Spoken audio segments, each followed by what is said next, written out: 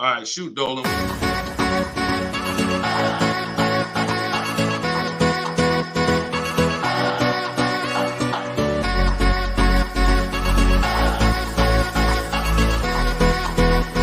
The worst possible thing you could say when you walk into a car dealership. I spent 5 years with Mercedes-Benz, 5 with General Motors, and the worst thing a person could say when they walk in is, if you could just get me to this payment, we got a deal. So your loan's probably still like 19, which means you got to pay to get out. You're upside down. It's called negative equity.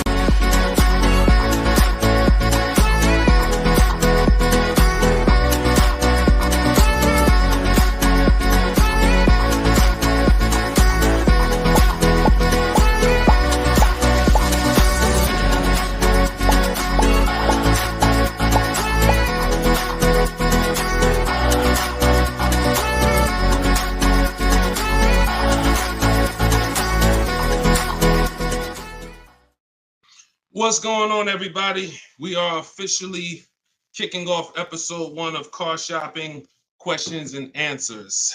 I am your host, Deshone the Auto Advisor.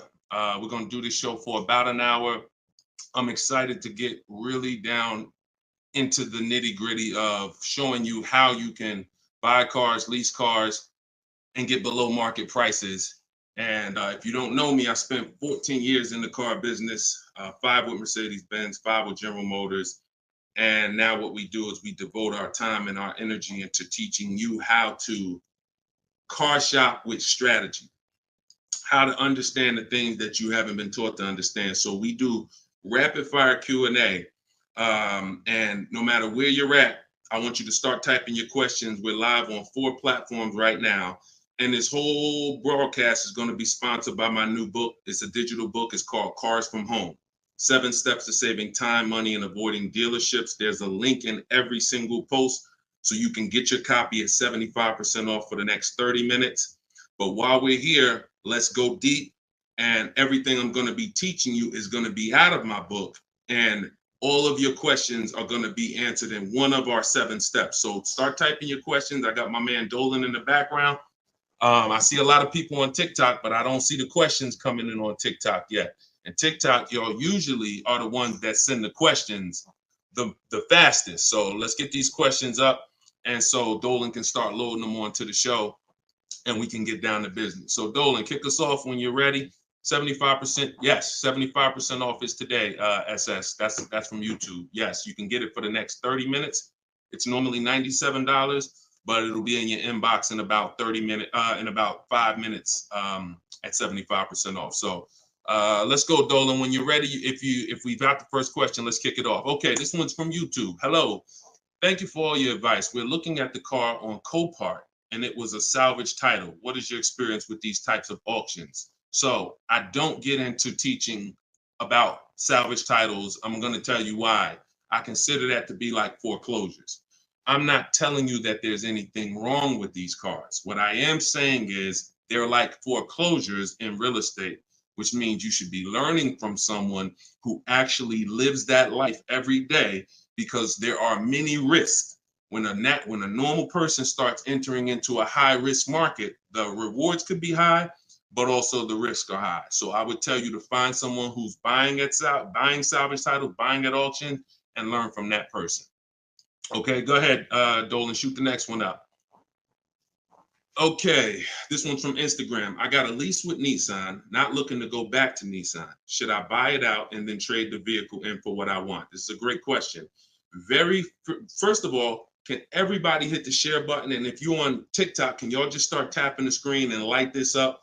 Because we want to set people free, and it takes all of us to do this. It takes the people who are committed to this mission. You want to save money. You also want your friends to save money. Tag somebody. They'll thank you. So this is a great question. The only time it makes sense financially to buy a lease is when you're keeping it another 8 years. I'm going to tell you why. I'm teaching something called the 8-year rule, because what you guys have to learn is the unseen expense. The unseen expense is depreciation. That's the expense you haven't been taught to see. You haven't been taught to focus on it. It's depreciation. That's the reason why when you buy a car today for $30,000, tomorrow, if you tried to sell it, it's not worth 30,000 anymore. It's worth 25. It's worth 24, whatever. That's depreciation. So when you keep your car long term, your car's value goes down like this. But when you keep it long term, the depreciation starts to level out. When you buy your lease, all you're doing is buying a pre-owned car. That's all you're doing. Yes, it's a lease that you had, but you have to start seeing it as it's just a used car. So you want to ask yourself, should I buy a used car and then turn around and sell it? That's what you're talking about. Now, Coach Mojo, we don't buy leases. What we do is we see if we can sell them for a profit. If you didn't know you could sell a lease, I want you to type a 1 in the chat. We're going to be peeling back a lot of things you're going to discover as you listen and you stay in this community. You can sell a lease. Most of you have heard of the term lease with the option to buy, but you're not familiar with lease with the option to sell. You have those rights no matter what. 9 times out of 10, we're going to exercise our option to sell. And how you sell, there's 3 ways to sell. There's 3 different types of what I call an equity assessment. This is step 2 in my book. You must do an equity assessment. If you have ever dropped your lease off to a dealership and you haven't done this, then you could have given them thousands of dollars without knowing. So what you're going to do is do an equity assessment by calling the bank, finding out how much you owe. You want to get your payoff. That's going to tell you, let's say it's $18,500. That's your customer payoff.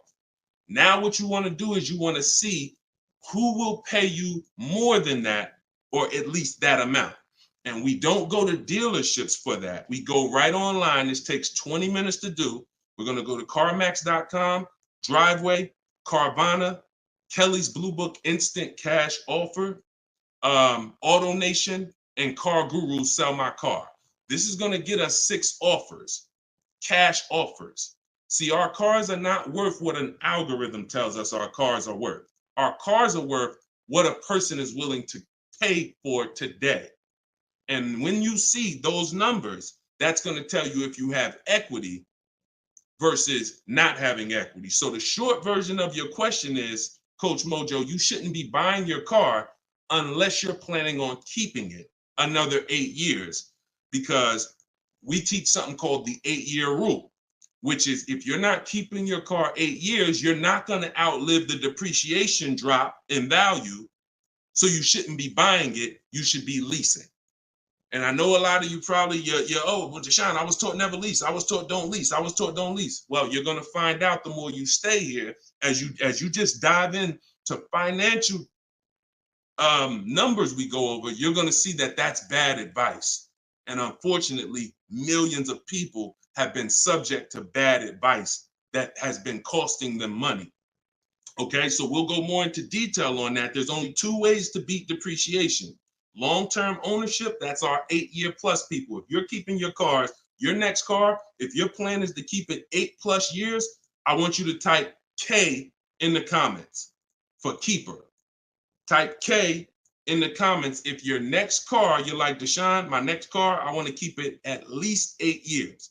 I want you to type a K. All right?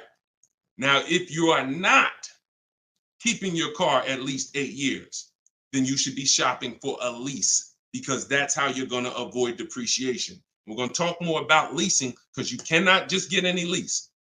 You have to get what I call a good value lease. We'll go more into detail on that. But that's the foundation, Coach Mojo. Answer those questions first before you think about anything else. All right? Go ahead, Dolan. Shoot the next question up, man. Keep typing the questions, y'all. We're bringing them from all platforms. This one's from TikTok. What to do if you have no pre-approval letter, even with a 730 score? Okay, great question. We don't focus on pre-approval letters. What we focus on is making sure, all right, so I teach something called the bank bidding war. Everything we're going to do from now on is going to be a bid. Could y'all keep tapping the screen on TikTok? I see y'all running the lights up. When y'all keep tapping the screen, what it does is let TikTok know, listen, more people need to get over here, because we're talking about something that everyone needs to hear. So I appreciate y'all. Look, they're running them up. What to do if you have no pre-approval letter. So we were taught always get pre-approved. But here's the problem. People got onto it. Whenever we do something and the public starts moving in a way, the big companies adjust to it and they find a way to infiltrate it. Most of the companies that you are trying to get pre-approved from, that I'm trying to get pre-approved from, their goal is to isolate us. Something called restricted pre-approvals. I'm gonna tell you what a restricted pre-approval is and why we stay away from them. A restricted pre-approval limits where you can shop. We'll approve you, but only to shop with Carvana. We'll approve you, but only to shop with our dealer network. We'll approve you, but only to shop with a drive time dealer. Because a pre-approval is the whole purpose when you learn how we shop, which is to shop wide. When you start seeing to shop wide and get multiple offers and see the entire 100-mile radius within where you live as a huge market where people are competing to sell you a car, you'll start seeing why we never want to deal with a restricted pre-approval. So what we do is we use something called the bank bidding war. The only way, how many people have asked themselves, did I get the best interest rate? Type dollar signs. If you've asked yourself ever, you bought a car and you said, did I really get the best interest rate? Type a dollar sign if you've wondered that. See, the only way to get something we call price assurance, which is to guarantee. See, these are powerful words that I want you to add to your vocabulary when you're car shopping. We need to guarantee that we got the best interest rate. How do we do that? Getting bids. Experian wrote an article. They allow you to have multiple lenders pull your credit with a hard pull and compete and give you rates within a 14 to 45 day period. Now, don't ask me why they say 14 to 45 days. That's the window. I'm going to teach you how to do it in a way where it'll only take you 2 days and you're going to let tons of people run your credit and you're going to guarantee you got the best rate, and it's going to weigh on your score like one hard inquiry. So if one hard inquiry would have dropped your score 9 points, natural. We buy a car, a hard inquiry is going to drop our score. That's natural. But we're going to get 20 hard inquiries and it's going to drop our score the exact same way. This is how it works. You do not let anyone run your credit under any circumstances until after you find your car. In my book, I have something called the Perfect Budget Calculator. I created this tool. What it does is it's going to tell you, it's going to give you multiple goals. It's going to tell you exactly what car you can afford. It's going to tell you how to be under your max monthly payment. And you put everything you want to put in, what your max monthly payment is, we use the standard interest rate. So whatever the interest rate is at this time, we use that. Budget. The only purpose for a pre-approval is to budget. Think about some of you who are homeowners. The only purpose in getting pre-approved was to budget so that you can go buy your house, right? You with me? That's the only purpose. If we don't get pre-approved, we don't know how much we could afford. So when we do, what we do is we take the average interest rate, and that's what we're going to use to estimate our payments. This is in my book. See, I created technology.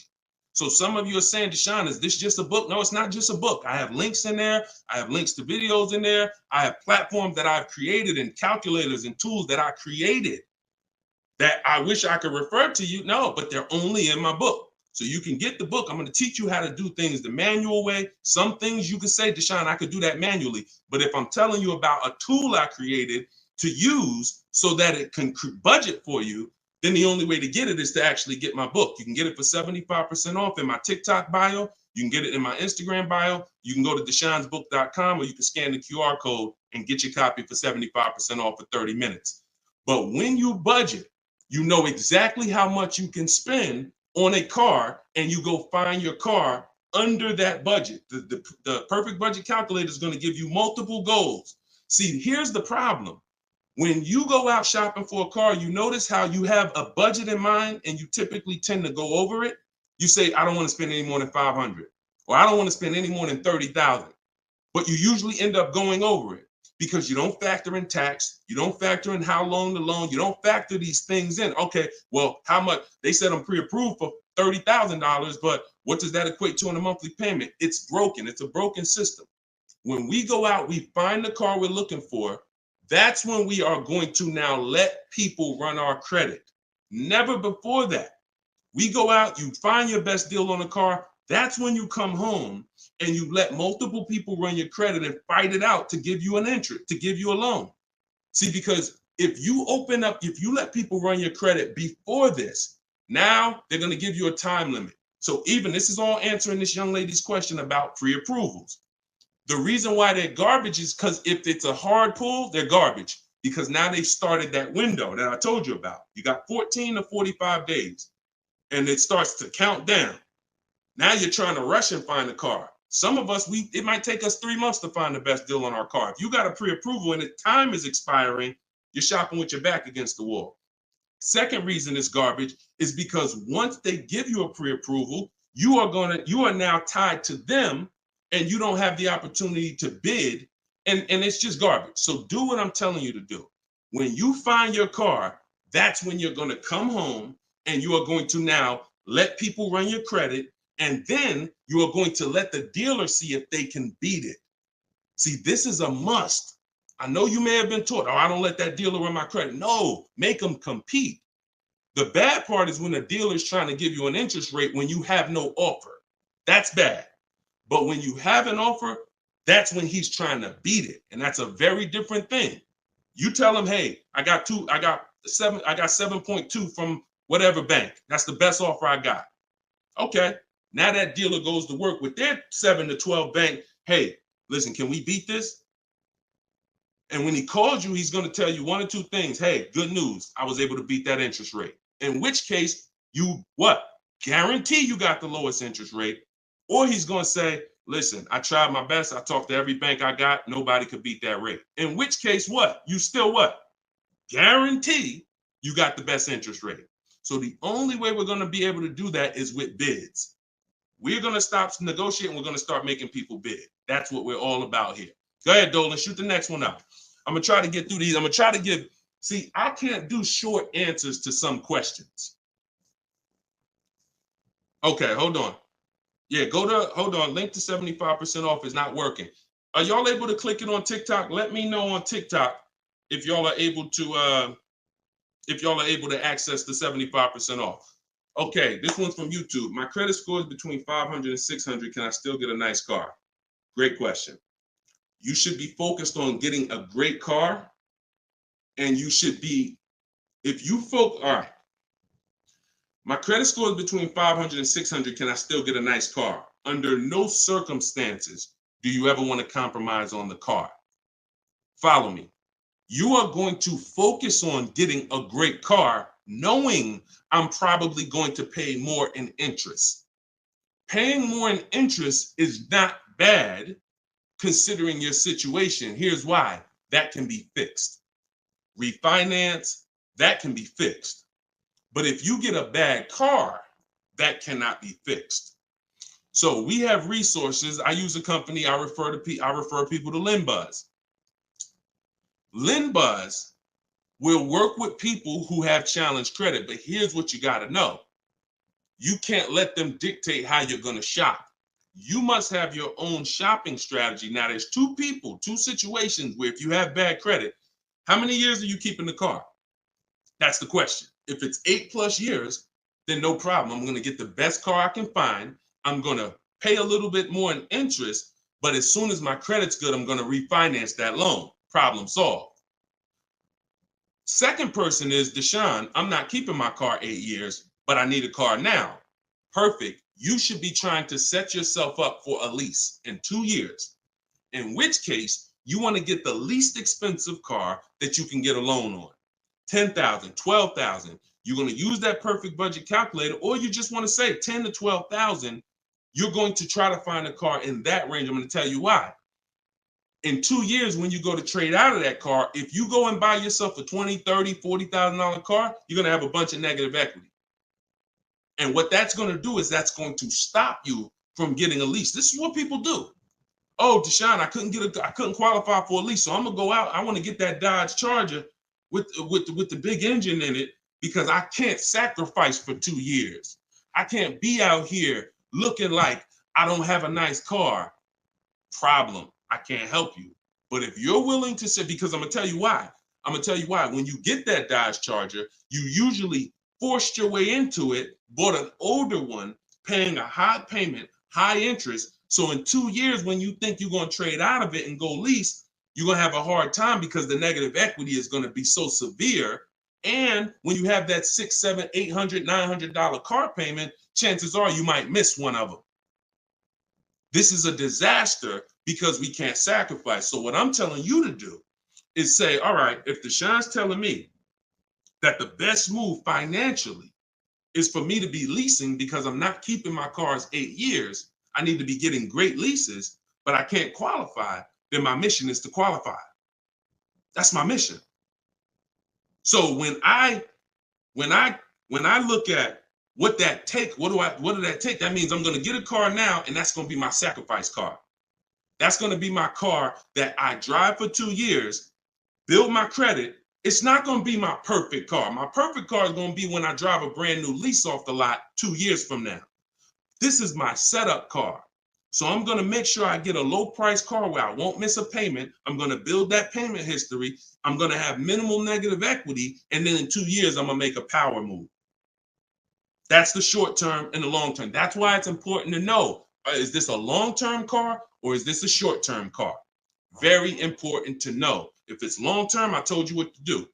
You buy a car, refinance later. Short-term, you should be setting yourself up for at least in 2 years. Buy yourself an inexpensive car, low loan, small loan, and get ready to trade that in 2 years.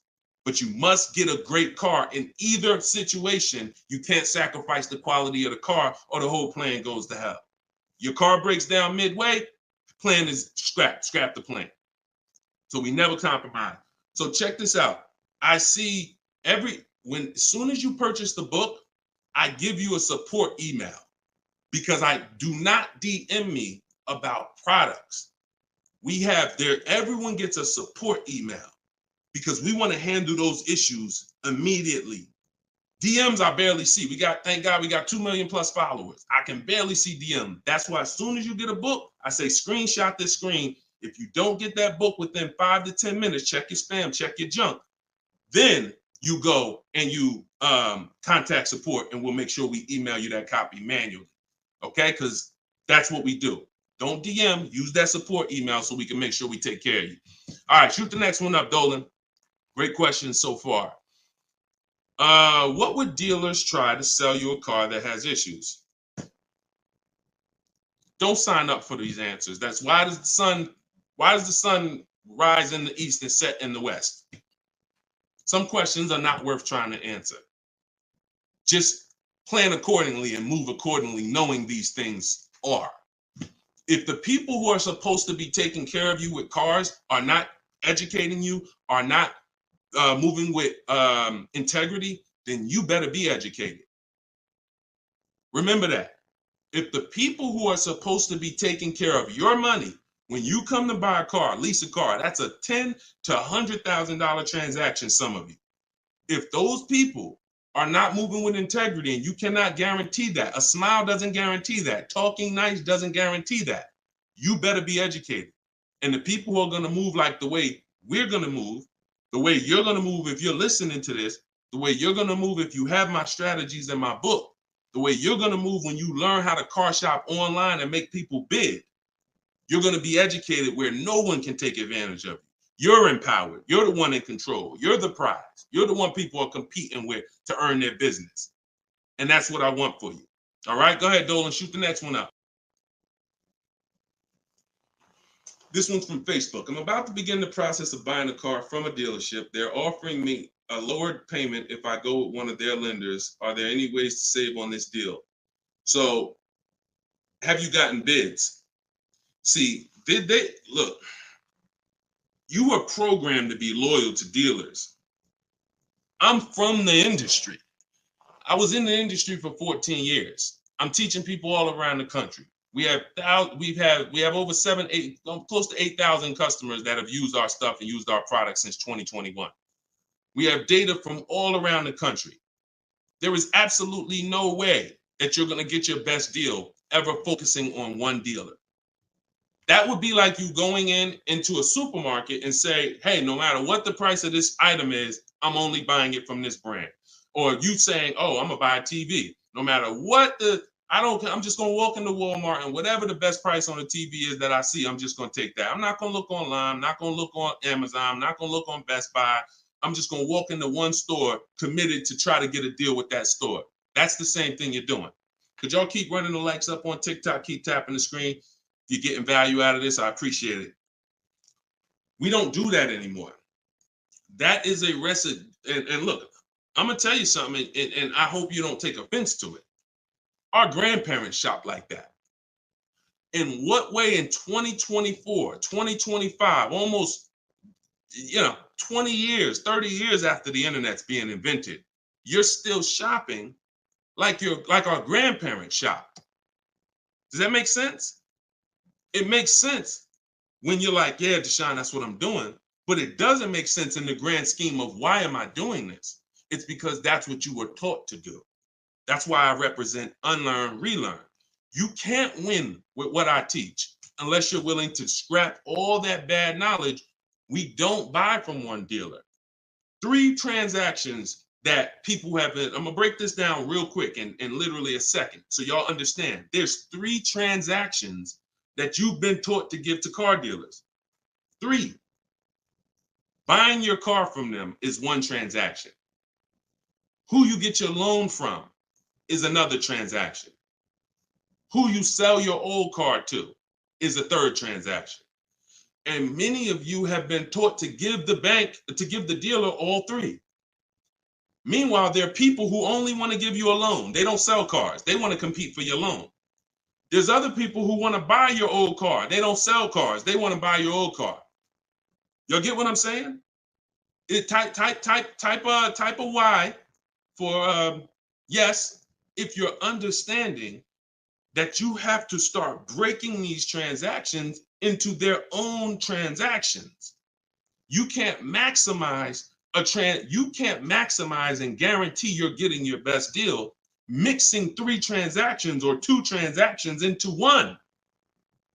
You can't do it. We're breaking them up. And now once we break them up, how do we guarantee we get the best offer in each one? Bids. So you understand? So what we're doing is we need to see our old car, our old lease, our old car that we have that we're replacing. Who I'm going to sell that car to is one transaction. And whoever's going to win the bid gets the car. Who I'm going to get my loan from, that's another transaction. And whoever wins the bid gets my loan. Who I'm going to buy my car from, that's another transaction. And who's going to win the bid gets the car, gets to sell me the car. And we do this in 60 minutes. See, what you're going to see, watch this. Let me show you Frina. Frina just picked up her Jeep last week. Look at the deal she got. This is why you're never going to get these deals walking in the dealers. You're never going to be able to guarantee your best deal walking in the dealers. You're going to sit at home and be in control. Look at Frina's deal. She said, look, I'm a proud graduate. Cars from Home that's our video library. And, like I said, I coach people all around the country. She said, I picked up this baby yesterday. Look at the date. 2024 Jeep Grand Cherokee Anniversary Edition. Followed the program, used all the scripts. I have scripts in my book. I have scripts that we don't talk. Because if you have to talk, you run the risk of messing something up. No offense. I'd rather you type. If you'd rather type than talk, type a 1. So contacted the dealers, sealed the deal, $579 a month. Look at the MSRP on this car. She got a hybrid one, $65,000 vehicle, almost 66. Her best deal, who won the bid, was a 0.88% lease.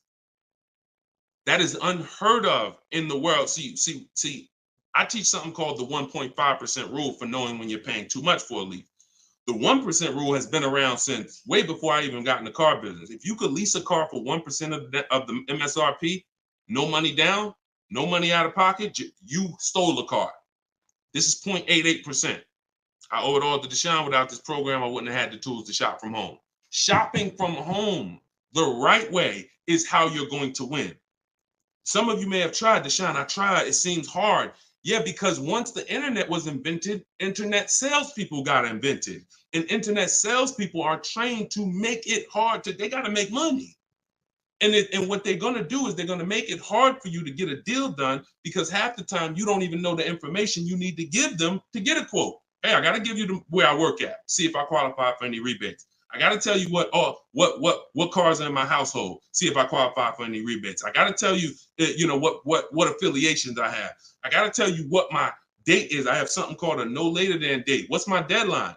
Hey, I could buy a car, Deshone. I don't need a car for about 3 months. Should I start shopping now? Yes, you should. Because if you get in the market now and you can buy a car today, but you don't need it for 3 months, that's called leverage. See, most people walking in the dealers, they're like, hey, I need a car this week. I need a car today. That means the car that's coming 6 weeks from now, they can't benefit from that. You can. But you got to learn how to give this information. And this is why when you try to shop online, you have a hard time because you don't know. You're defensive and you're like, I'm not giving the dealer what they need, but I'm also not staying in a position where I don't give them too much information where they can use it against me. So that's what we'll learn. Everything I'm teaching you is, if I can boil it down to a couple simple things, mastering the science of shopping from home.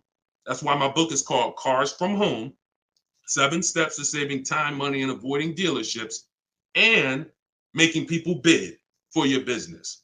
We can sum that. Once you master those 2 things, you're going to save more money in 60 minutes than you ever saved going into dealers 2, 3, 4 times, spending hours in there.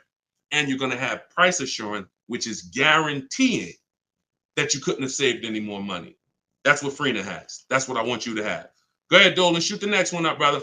Keep typing your questions, y'all. We're bringing them in from all platforms. Let me bring Freenah's pick down. All right, perfect. Shoot the next one up. All right, I'm trying to fly through these, y'all, but I can't give short answers. You get what I'm saying? I got to give you the full answer. Can you get a great deal on the lease vehicles on a Range Rover? Okay, great question. You can't control the lease program. The lease program is what's going to dictate when the dealer wins the bid. Let's say a dealer, I always teach, when you start getting bids on a lease you should see about at least a $3,000 to $5,000 difference from your best offer to your worst offer. Now, sometimes it's more drastic than that. You're doing it, you'll see a $7,000 difference from your best offer to your worst offer, but you need to see a spread. I'm going to tell you why. 80% of dealers are overpriced. So when you start getting offers, if you don't get enough offers to where you see that spread, you haven't gotten enough offers. I teach you need to get at least 5. In my book, I have something called the 25 to 5 strategy. So once the whole purpose of a bid is to find the dealer that's willing to discount the car and sell the car lower than all their competitors. And if there's any rebates, to disclose them to you. That's only going to come through bids because you don't know who you're dealing with. An 80% dealer is not going to tell you all the rebates. An 80% dealer will tell you, okay, yeah, there's no rebates, but there actually is. 80% dealer is going to say, all right, yeah, there's $1,000 rebate. Hey, but there's actually $2,500. So you can't depend on an 80% dealer. You have to get multiple offers and reveal who the actual dealers are who is going to win the bid. Now, once that happens on a lease, the lease program is in the background. And if the lease program is trash, then you're going to be over 1.5%. And over 1.5% means the payment you're paying when it's more than 1.5% of the MSRP. That means you're paying too much for a car you're giving back. See, I was concerned to start making lease videos because I knew when people started finding out how good leasing was, they were going to just go into dealers and say, hey, work me up a lease. Problem with that is, if you don't know how to get a great lease, you're going to get a bad lease, sign up for it, and it's still going to be better than your history of purchasing. So you're going to think you won, but you left thousands of dollars on the table.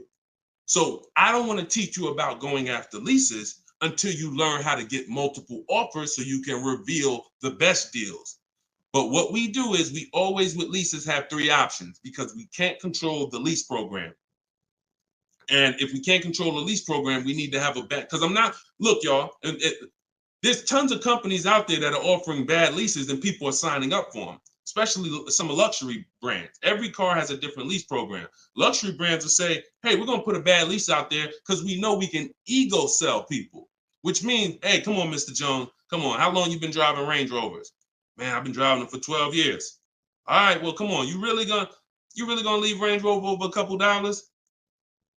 Yeah, but I mean, the lease seems kind of high. It seems like, I'd be better off buying the car. No. If you don't know that, they're going to ego sell you. So until people stop signing these bad leases, we are not going to get to the point where some of these banks say, all right, we got to stop with the bad lease deals. Now, conversely, opposite end, there's phenomenal lease deals out there. Like Yusuf Rina. I'll show you a couple more before we jump off the show. So it's harder to get a great lease deal because there's a lease program. It's easy to get a car if you're buying brand new through bids. Easy to save thousands of dollars. But we can't dictate the lease program. And we're not going to sign it. I will never say to you, sign a bad lease. Dealer will tell you, oh, look, I'm beating all my competition. Phil, man, look, I'm saving you like $6,000. Man, I wish I could lower the payment, but the lease program's not good. That's okay. That's why it only takes us 60 minutes to get these quotes. We don't want to spend hours to find out it's a bad lease program. We pick a car, we get our bids. Within 2 days, we're going to know if it's a bad lease program, in which case we move to our Plan B vehicle. Okay? So everything I'm teaching is out of my new book. It's called Cars from Home. It's a digital book. It's called Cars from Home, 7 Steps to Saving Time, Money, and Avoiding Dealerships. Your goal is to master the science of car shopping from home and to start making people bid for your business. All right, that's everything it's going to show you in 7 steps, and you can get it for 75% off in my TikTok bio, or you can get it in my Instagram bio, or you can get it in my you can go to deshonsbook.com or scan the QR code. Go ahead, Dolan, shoot the next one up. This one's from TikTok. How do I get out of negative equity? 3 options for negative equity. That's it. And after I tell you these 3 options, I need you to know the cause. The cause is super important because I can give you a Band-Aid, but if you don't know the cause, you're going to continue to be in trouble. 3 options. 2 lead to a new car. 1 doesn't.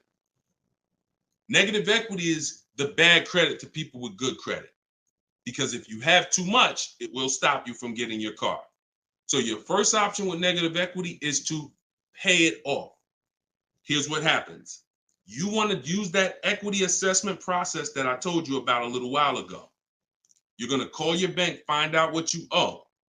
After you find out what you owe, you're going to go to those websites I mentioned, CarMax, Driveway, Carvana, Kelly's Blue Book Instant Cash Offer, AutoNation, Car Guru, Sell My Car. That's going to give you 6 cash offers. These people are bidding on cars every day.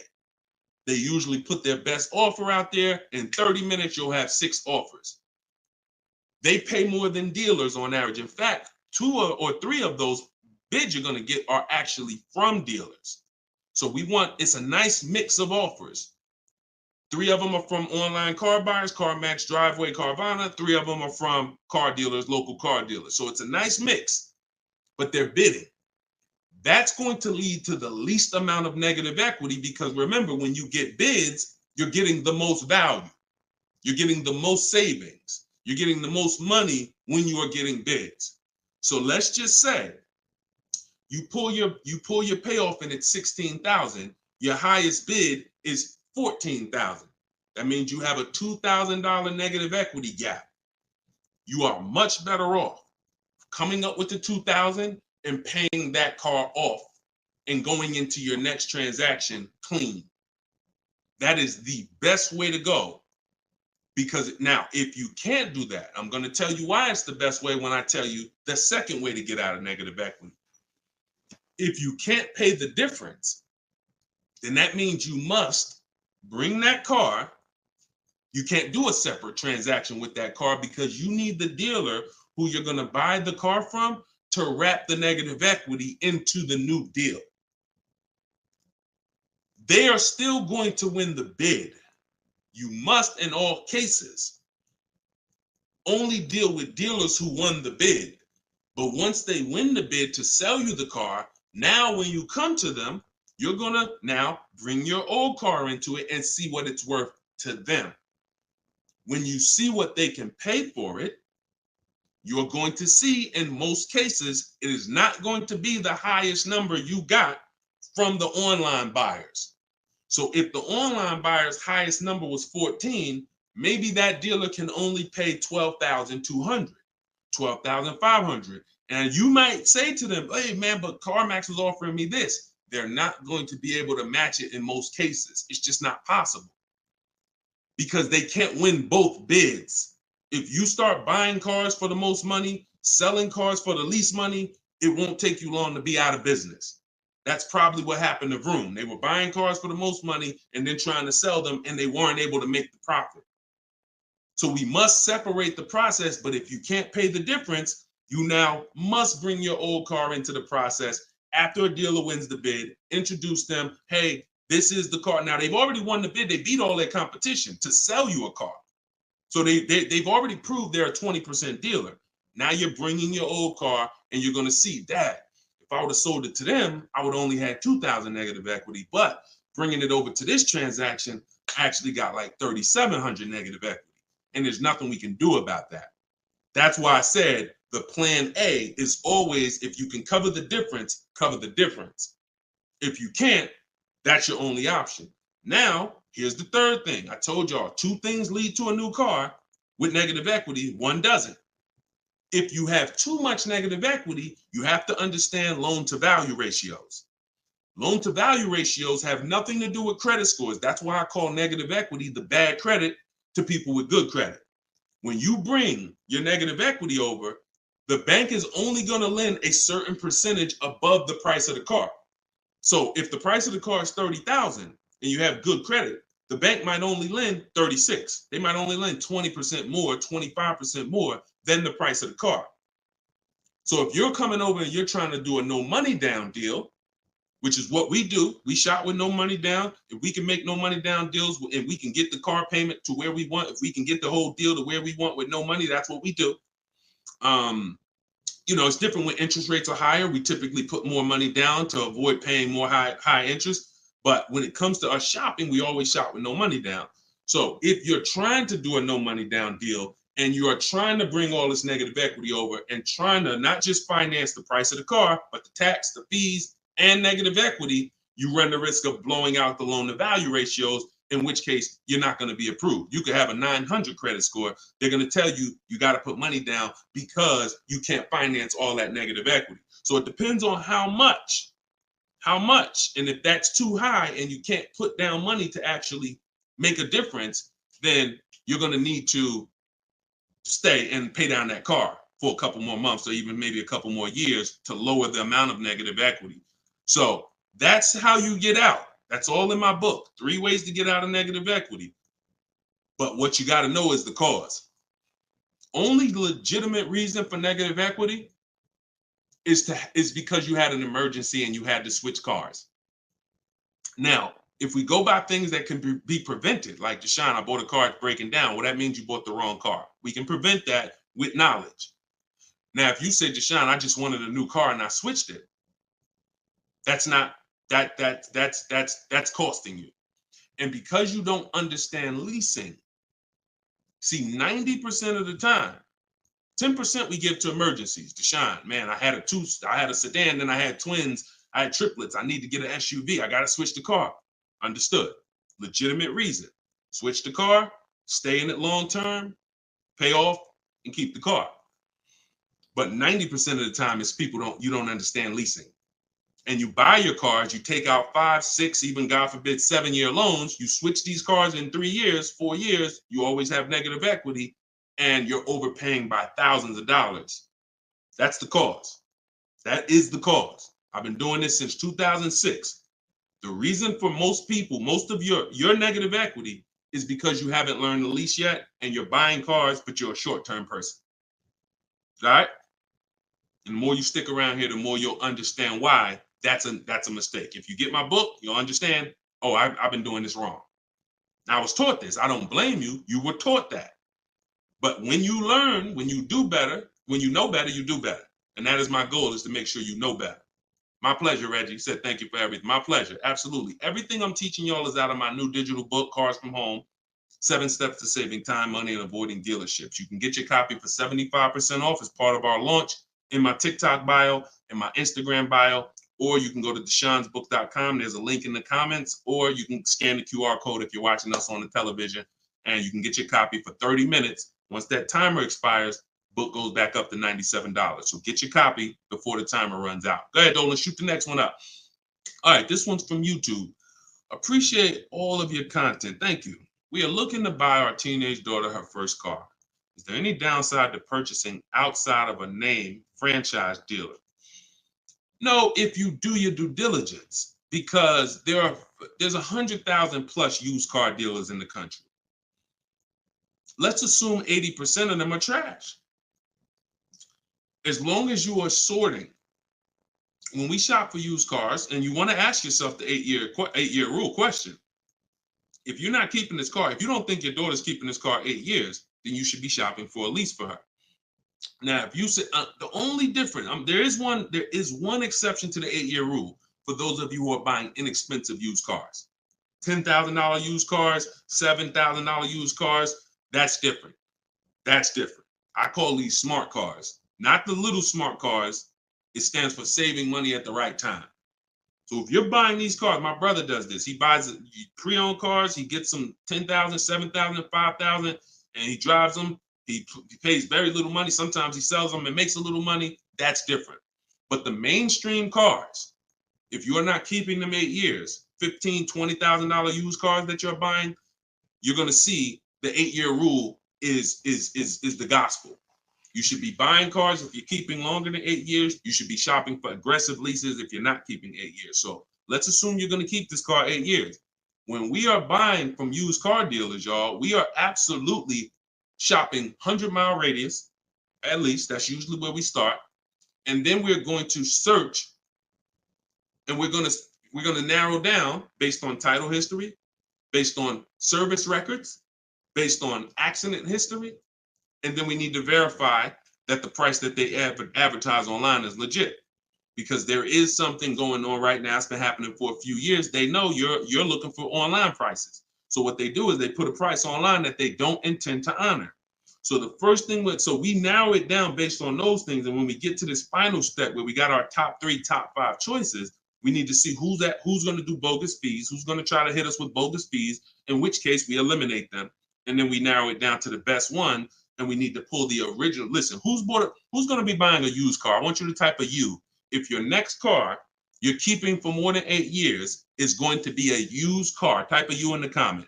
In the comment section. Or if you purchased a used car in the past, type a U in the comment. Type a U in the comment. Okay, Snowman, I see you. Felicia, I see you. Miss Bambi, I see you. Reginald, I see you. Okay, so we got a lot of people. Okay, all right, we got a lot of people who are going to be buying a used car or have bought a used car in the past. What I just told y'all is how we're going to talk about how we're going to get a quality used car. Plus, I do something, step 4 in my process is we have to do a longevity check. Some of these cars have data that shows they don't last more than 80,000 miles before the transmission goes out. If you don't know that, then there's nothing you can do but be surprised when the transmission goes out at 78,000 miles. So we always want to do a longevity check on Google. We search these things. But the other way, what I just told y'all is how we make sure we're getting a quality car. Accident, title history, service records, accident history. But when it comes to now the value, Deshone, how do I make sure I'm actually getting a great price? How do I make sure that the car I'm buying is the best price in the market? We need to know the original price of the car. We need to know what the car was brand new. Because what you've been taught is to focus on what the website tells you. Is this a good deal? Great deal, below market. Because websites, their job is to be accountable to the people paying them.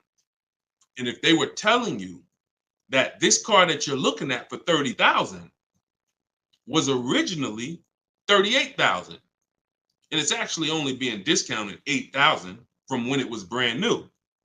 If they were telling you that, then no one would be buying those cars, in which case no one would be paying them to list their cars on those websites.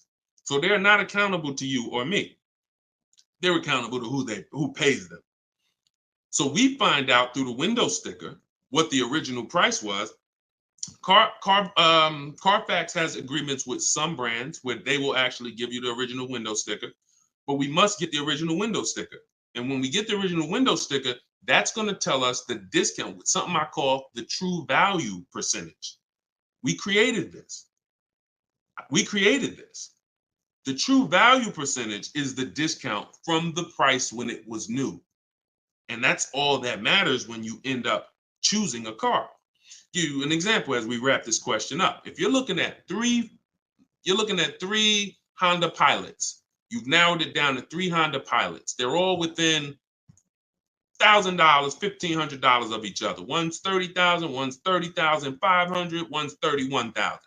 Similar mileage, similar title history, similar everything. We get stuck right there. We don't get stuck when we get the original window sticker and we see that one of those Honda Pilots brand new was $45,000. One of them brand new was $49,000. One of them brand new was $53,000. You see how immediately access to that information separated the value? They all look similar. Type dollar signs if you got that revelation. If you understand that just that bit of information. I'm looking at 3 cars, they all look similar. Dag, they all look good, similar mileage, similar price on these websites. Which one do I pick? Man, I'm stuck. Knowing the original price, one's 46, one's 49, one's 53. The one that's 53 immediately becomes way more valuable than the other 2. That's what we're talking about. See, it's my job and my mission is to show you how to car shop online, show you how to master the science of car shopping online, show you how to make people bid for your business, and to show you where the hidden money is that you have not been trained to see. Everything I'm teaching is in my book. I don't hold back on these lives. You guys can tell. But if you're like Deshone, I want all this information in one place. I want to be able to use this as my car shopping Bible for the rest of my life. Digital book, Cars from Home, 7 Steps to Saving Time, Money, and Avoiding Dealership is in avoiding dealerships in my TikTok bio, in my Instagram bio, and it's 75% off as part of our launch. Get your copy, use it, and win. All right, let's go, Dolan. Shoot the next one in. Great questions today. Let's go. Keep typing them, y'all. We're going to try to get through as many as possible. How many miles can you drive a leased vehicle? Great question. Many of you were taught that you have to take what they give you. Or some of you were taught they only do 10,000 miles a year on a lease. All of that was bad information. You pick the mileage on your lease, and there are leases that go up to 30,000 miles. Now, some of you might say, well, who drives 30,000 miles a year? Who drives 25,000 miles a year? If you drive 25 or 30,000 miles a year, type HM in the comments for high mileage. So when you think about that depreciation curve that I told you about, your car's value normally, if you're a normal driver, your car's value goes down like this. If you're a high mileage driver, your car's value goes down like this. And so the mission is always to avoid the unseen. This is the unseen expense. I want you to always keep this in mind, because as long as you keep this in mind, buying versus leasing is going to be paramount to you, because you want to avoid this. If you're buying cars 2, 3, 4, 5 years, switching them out, you're switching them out when they're losing the most value. But long term, the value cools off, the depreciation levels out. You don't lose as much value over the years. Some of you have cars that's been outside for 8, 9, 10 years. That car is going to be worth about the same amount it's worth today, a year from now. You've won. That's the goal, to get to that level. If you're buying, if you're like Deshone, I'm not keeping a car 8, 9, 10 years. I'm not going to ever reach that level. Then you should be shopping for leases to avoid the depreciation hit. So when it comes back to 83rd degrees question, you can tailor a lease up to 30,000 miles a year if you want. And here's where I learned this. I was a manager at Hyundai for 6 weeks. Guy came in. He was returning his lease on a Hyundai Sonata. I was doing the lease return for him. And I said, hey, you leased this? He said, yeah, I always lease. I'm in sales. I'm on the road. every day. I used to buy my cars, and I would have a bunch of negative equity all the time. I was just losing thousands of dollars every time I went to replace the car. It wasn't worth what I owed on it, and I just kept rolling it over. I stopped doing that when I found out about leasing. Now, same time he's telling me this, I know that I've also sat with people who came in with high mileage with 10, 15 grand of negative equity. So what he's telling me, I've experienced, and I'm trying to help these people and dig them out of this hole and help them get another car, but they have a ridiculous amount of baggage from the old car. So he told me that, and I saw his payment, and I said, man, this payment is only like $175 a month more than a really good deal on a regular lease. And so from then I understood. I'm going to teach people that you need to understand, if you get a great lease deal and then you bump the mileage up from 12,000 to 22,000 or whatever you need, you're going to pay thousands less than if you bought the car and just took that depreciation hit. You bring that car back with 75,000 miles in 3 years, the car is worthless, but you still owe $17,000 on it. That's the difference. So leasing mileage, you pick it, and you can customize it up to any amount. But we always shop for 12,000 miles a year. Always.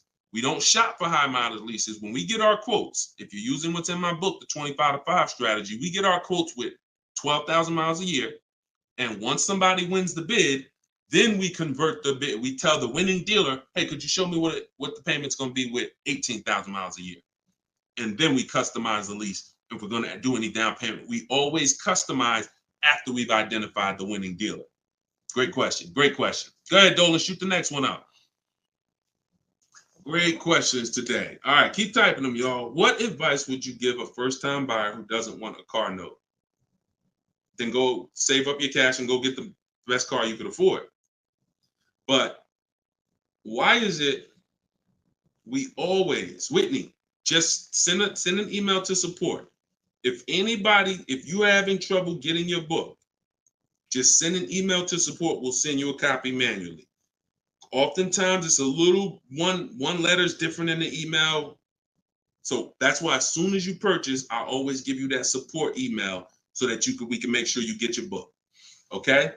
But what advice would you give to a first-time buyer who doesn't want a car note? Save up your money, get the best car you can afford. But here's what I want to ask you. Why is it that the only time we want to avoid a monthly payment is with a car? We don't say to the electric company, I don't want a monthly payment. We don't say to the water company, most of us who are buying a house, we have a mortgage. Most of us who are renting, we pay rent every month. Why is it that the only thing that we say we don't want a monthly payment on is a car? Why? Now, I'm not telling you paying cash for cars is bad, but I'm telling you that if you're dealing with a mindset that is, I'm going to pay cash and save up and get a car that is less than a quality car because I don't want a monthly payment. So I'm going to get a car, save up, scrape together some cash and get a car that is less than I could actually get if I used a little leverage, little loan. See, there's something called over leveraging. I'm going to take a 7-8 year loan to afford a car. That's called over leverage. That means you're trying to get a car that you truly can't afford, but you're going to use the bank's money to actually do it. That's over leverage. That's like going in and saying, hey, I'm going to get a 50-year mortgage because I don't want to buy a $300,000 house, $400,000 house. I want to buy a $600,000 house. So I'm going to get a 50-year mortgage so that I could afford the monthly payment. When you do this, there's, again, cash buyers. Nothing wrong with that. But I'm concerned with the mindset, the reasons why. Because the reasons why it makes sense to pay cash is to avoid the interest if interest rates are high. 7, 8, 9%, you want to pay cash? Great. But there are people who come into the dealer. I was blessed to work in some very affluent towns, white collar and blue collar towns. So I had people making 30, 40,000 a year. I had people making 30, 40,000 a month. And what was interesting to me is those who were able to afford paying cash for the car could write a check, because when I would ask them, how are you going to pay for the car? They would ask me, well, what are the rates? If I had a 0% interest rate or 1% or 2%, if their money was making money for them, they wouldn't put it into the car because they see the car as a depreciating asset. What does that truly mean? When I put $30,000 into the car, what is my $30,000 worth to me in 5 years? Let that sink in. Anybody who's paying cash for a car, if you're bringing money out of stocks where you're getting 8%, 7%, 10%, bringing it out of real estate where you're getting 10%, 12%, 15%, when you put that $30,000 in a car, what's that car worth in 5 years, y'all? What is a $30,000 car worth in 5 years? Average miles, 60,000 miles driven on it, 30,000. What is it worth in 5 years? Throw some numbers out there. Throw some numbers out there. Let's see. See what we come up with. My guess is 30,000. Knew that car in 5 years is probably worth like 14. Okay, Pink Butterfly said 13. 19 is too generous, I think. 17, 12. See, some people may be confused about this seller's market we had for 3 years because you might have just sold the car in 3 years and made some money over the last 3 years. That market's gone. So you might have really said, Deshone, I bought a car for 30 and I sold it in 3 years. I sold it in 2022 and I got 23 for it. Well, that's never going to happen again unless we have another, worldwide inventory shortage, in which case resale values go up. Normal market, yep, 12, 13, 14, 15 generously. So a person who's looking at their cash and what their cash is doing for them, they look at that. I put that money in my car, 30,000. That money could have been in the market, and that 30,000 in 5 years could have earned me another $6,000 of interest, $7,000. In which case I'm up. But at that 30,000 in the car is worth now 15 or 14. So these are the things. I don't teach one size fits all. I teach custom. I teach it depends on what you're doing with your money. If your money's invested and interest rates are low, then leverage a little bit. If your money's not invested and you're like, Deshone, I got my money in the mattress, I got my money in the bank, I'm not really doing anything with it. All right, pay cash, keep things low. Keep things low. If interest rates are high, pay all the cash, higher down payments, get the loans out of here faster. That's why, see, one size fits all car buying advice, I hate. That's what has failed you. This one size fits all formula. Everyone should do this. Everyone should pay cash. Everyone should get a used car. That one size fits all, no one should lease. One size fits all formula fails every time because it doesn't take into account real finance. All right, go ahead. Great question. Go ahead, Dolan. See, and I'll answer the question and then go into a little spin-off answer. All right, this one's from Instagram. If I want to keep my car for 8 years, should I finance the car? Absolutely. The goal is to get the best car and the best value. So if you can't pay cash and you say, I want to get a better car, what I teach is when you start budgeting, you are going to now see, can I get a new car or is my budget for a used car? The goal is to get everything you need. And really, if you could get everything you want, even better. What's the difference, Deshone? Well, needs is I gotta have 3 rows because I got 4 kids. Needs is I need a car that has enough power to get me on the highway because I'm on the highway a lot and I can't have an underpowered car. That's a need. A want is I want the leather, I want the big sunroof. So you must get all your needs at all times. You cannot sacrifice needs. I want y'all to put these 2 things into very important buckets, needs and wants. Needs and wants is the goal. Once the budget gets compromised, once you get out there, if you see I can't get the car I want with everything I need, everything I want, the wants have to scale back. The wants have to scale back, not the needs. I had a woman walk into Mercedes when I was there, and she was like, hey, I want the big truck because I got kids. I need the 3 rows. And once we worked out the deal and the numbers, she saw the numbers and she was like, oh, that's above my budget. But what about the 2-row one? What about the smaller one? I said, didn't you say you need 3 rows for the kids? Yeah. Yeah, you're right. You're right. See, she's about to take a need out to get a want. Does that make sense? So needs and wants are the big things. Needs will make you switch the car because you didn't get what you need. And when you switch the car, you lose money. So when you didn't get what you need, you will switch the car and lose money. If you didn't get what you want, that's easier to bear. Needs is like from day one, this car is not doing what I needed to do. So we must get our needs first. And that's what we talk about. So then you choose, can I budget, get me a new car or a pre-owned car? And once you make that decision, you just go out and you're now shopping the market. I use, in my book, I have something called the multiple marketplace strategy. This is when we shop for used cars. We're on all the marketplaces. We're seeing the whole market as one big marketplace. Everywhere cars are, we are looking and we're narrowing it down to our best, top 3, top 5. And then we're taking one across the finish line. You can't get below market deals on a used car until you see what the market is. See, let me go deep on this for a quick second.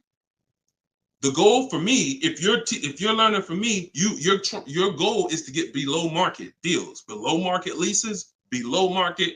You saw Freena's lease. That's a below market lease. That's not a lease that you see advertised that people are getting.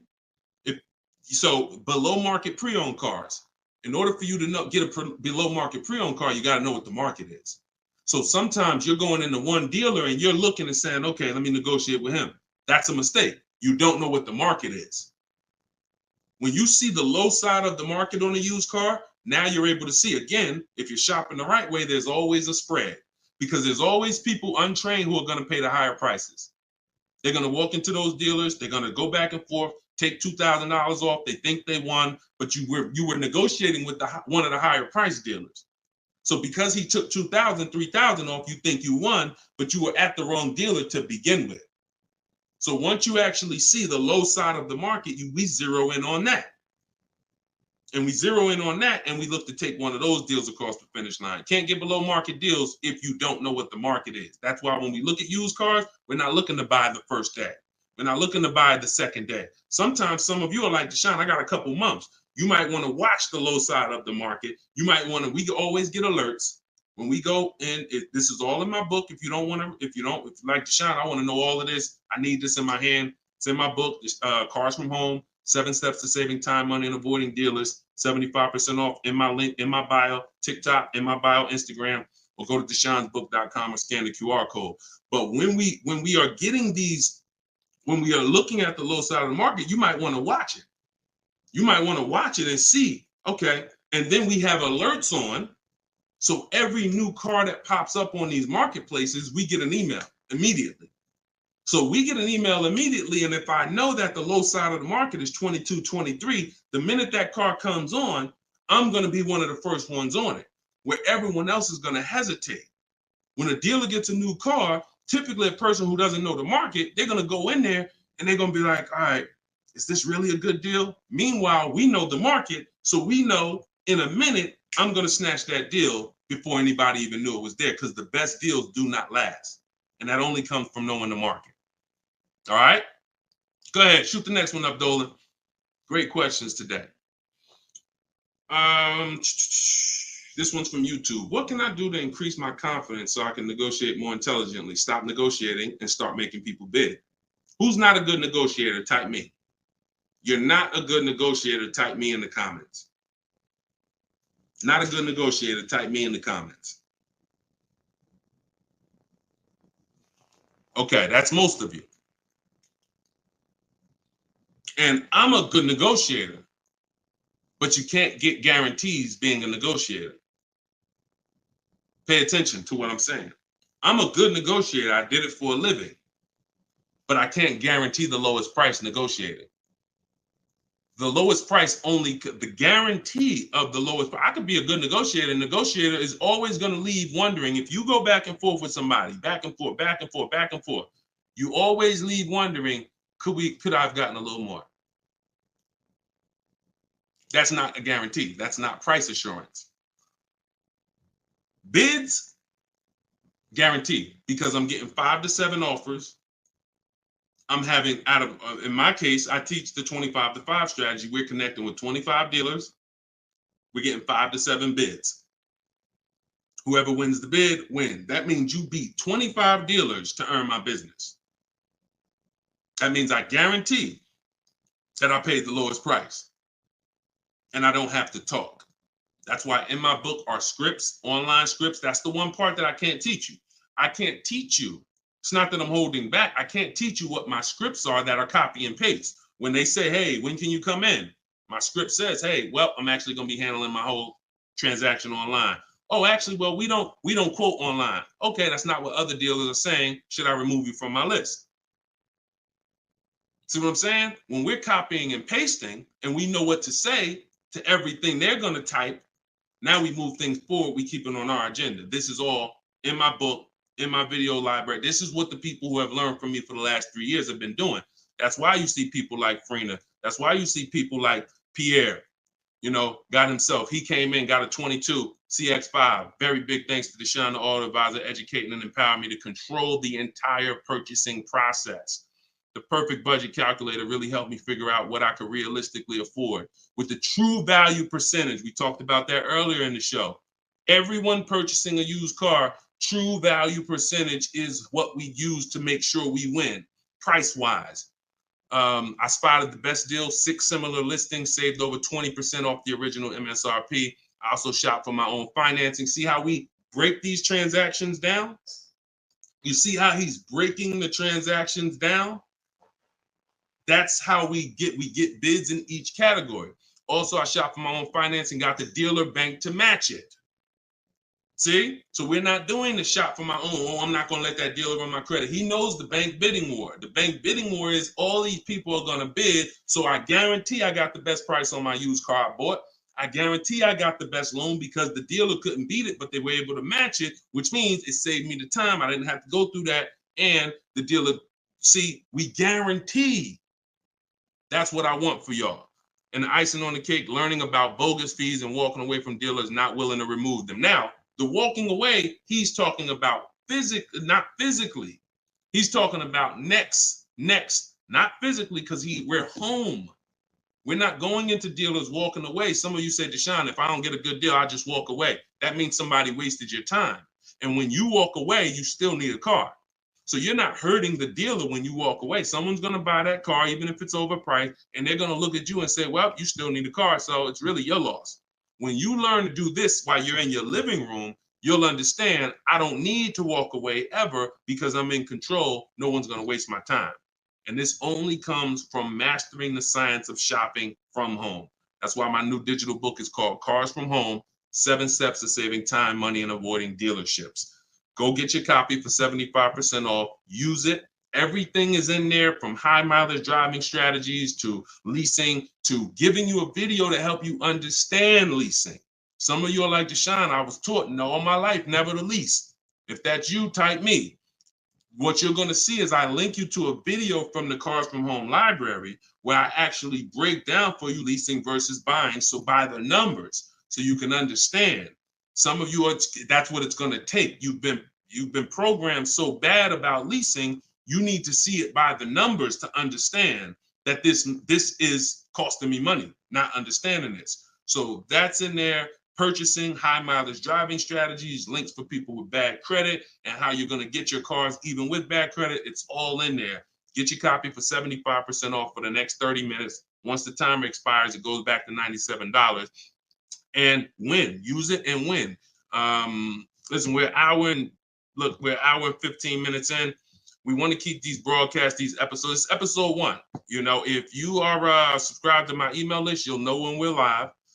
You'll know when we'll be doing these shows, and you can hop on with us. We want to do because you see all the questions. The only way I could get through all the questions is by giving y'all little short, little one-word answers. What is that going to really do for you? So yeah, we might only get through 15, 18 questions because I'm giving you the thorough answer. And when you see that a car is the second most expensive purchase behind a house, you'll appreciate the thorough answer. No one's going to buy a house and ask about financial literacy and expect a one-word answer. So we shouldn't do it with cars. When cars, we're going to buy more cars than houses. So get your book, y'all. We will be back. We'll be back for another episode very soon. If you're on my email list, you'll know. And I appreciate everybody for tapping in. This is episode 1. We got a lot more coming, and we're going to keep dropping these jewels. Keep unlearning, keep relearning. For the people that got the book, thank you. And for the people who continue to help share this message, appreciate you. We'll see you on the next one.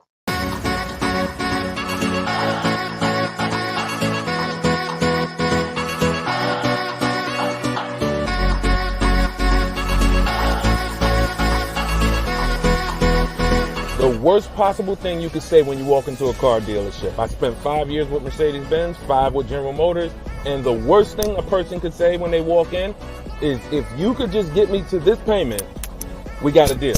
So your loan's probably still like 19, which means you got to pay to get out. You're upside down. It's called negative equity.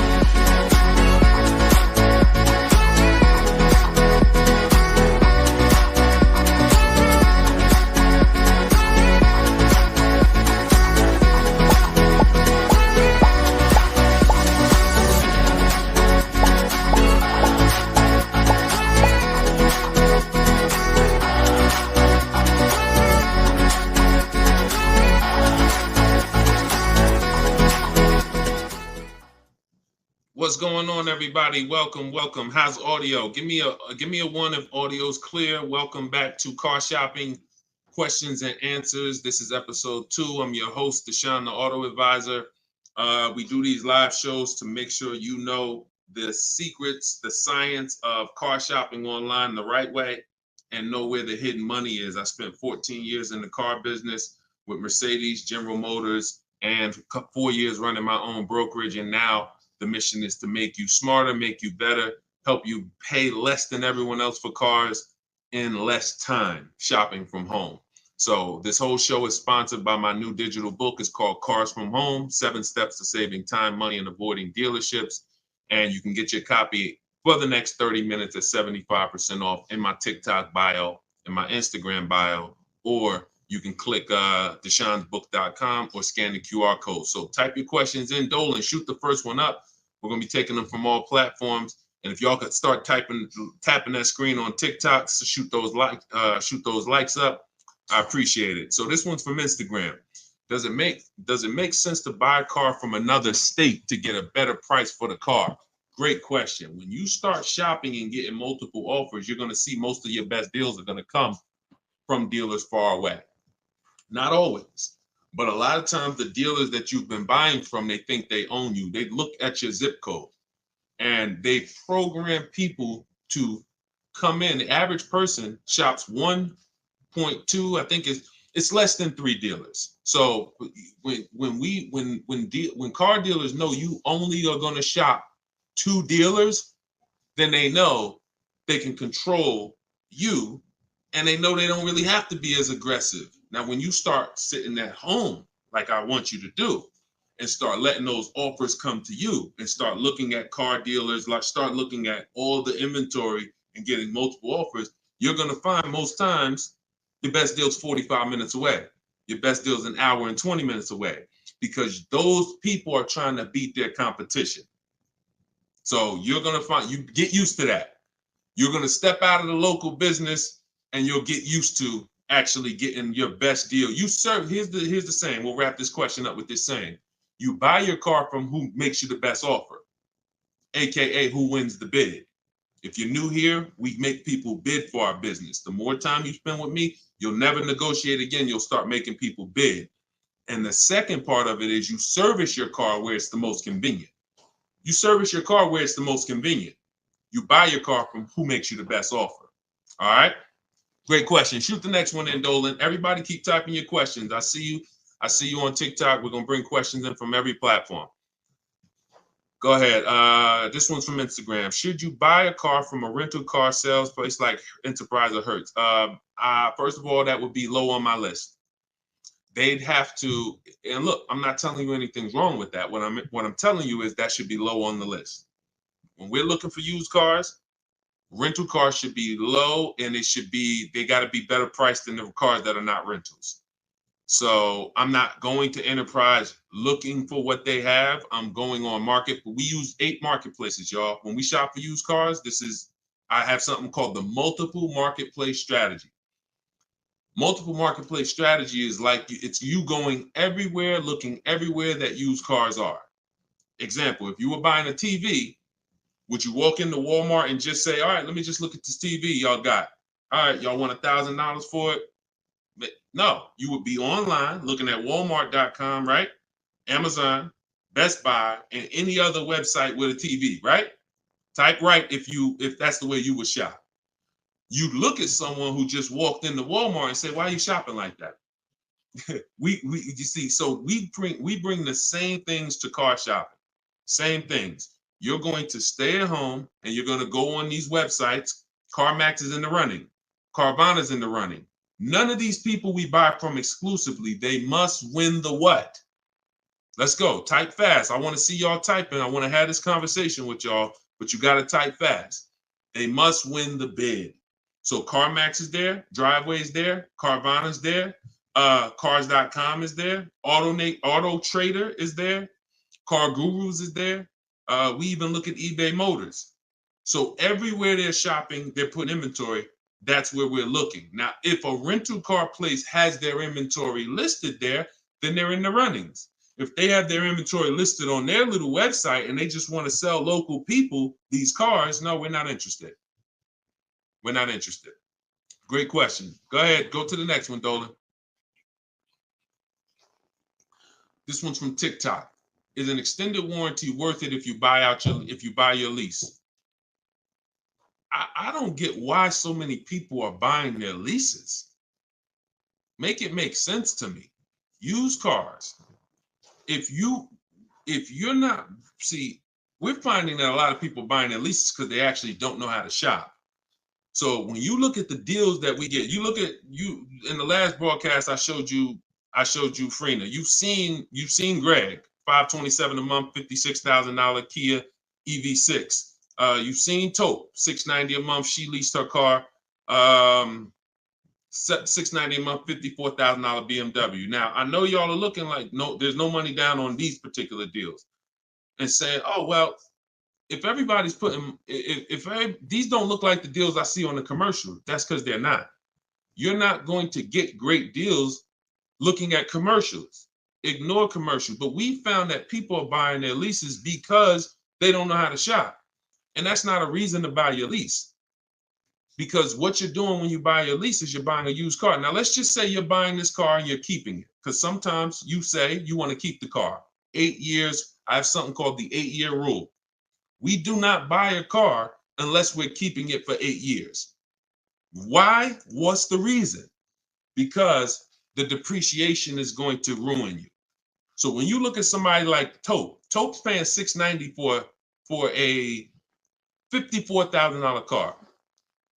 Every $5,000 a month, every $5,000 that you borrow on a loan is about $100 a month. Depends on the interest rate. For a 5-year loan. 5-year loan. That car would cost somebody about $1,100 a month.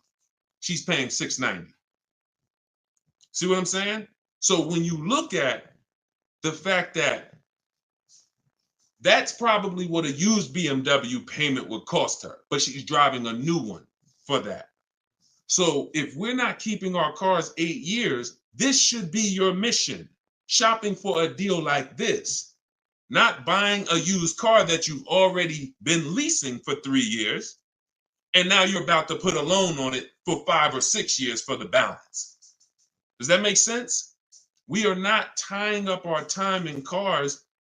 It's only two purposes. I'm going to get a great lease deal, or I'm going to buy a car I'm going to keep for 8, 9, 10, 12 years. That's it. I want to get you from being stuck in the middle. Go ahead, Dolan. Shoot the next one up. People stuck in the middle lose money. Long-term buyers don't lose money.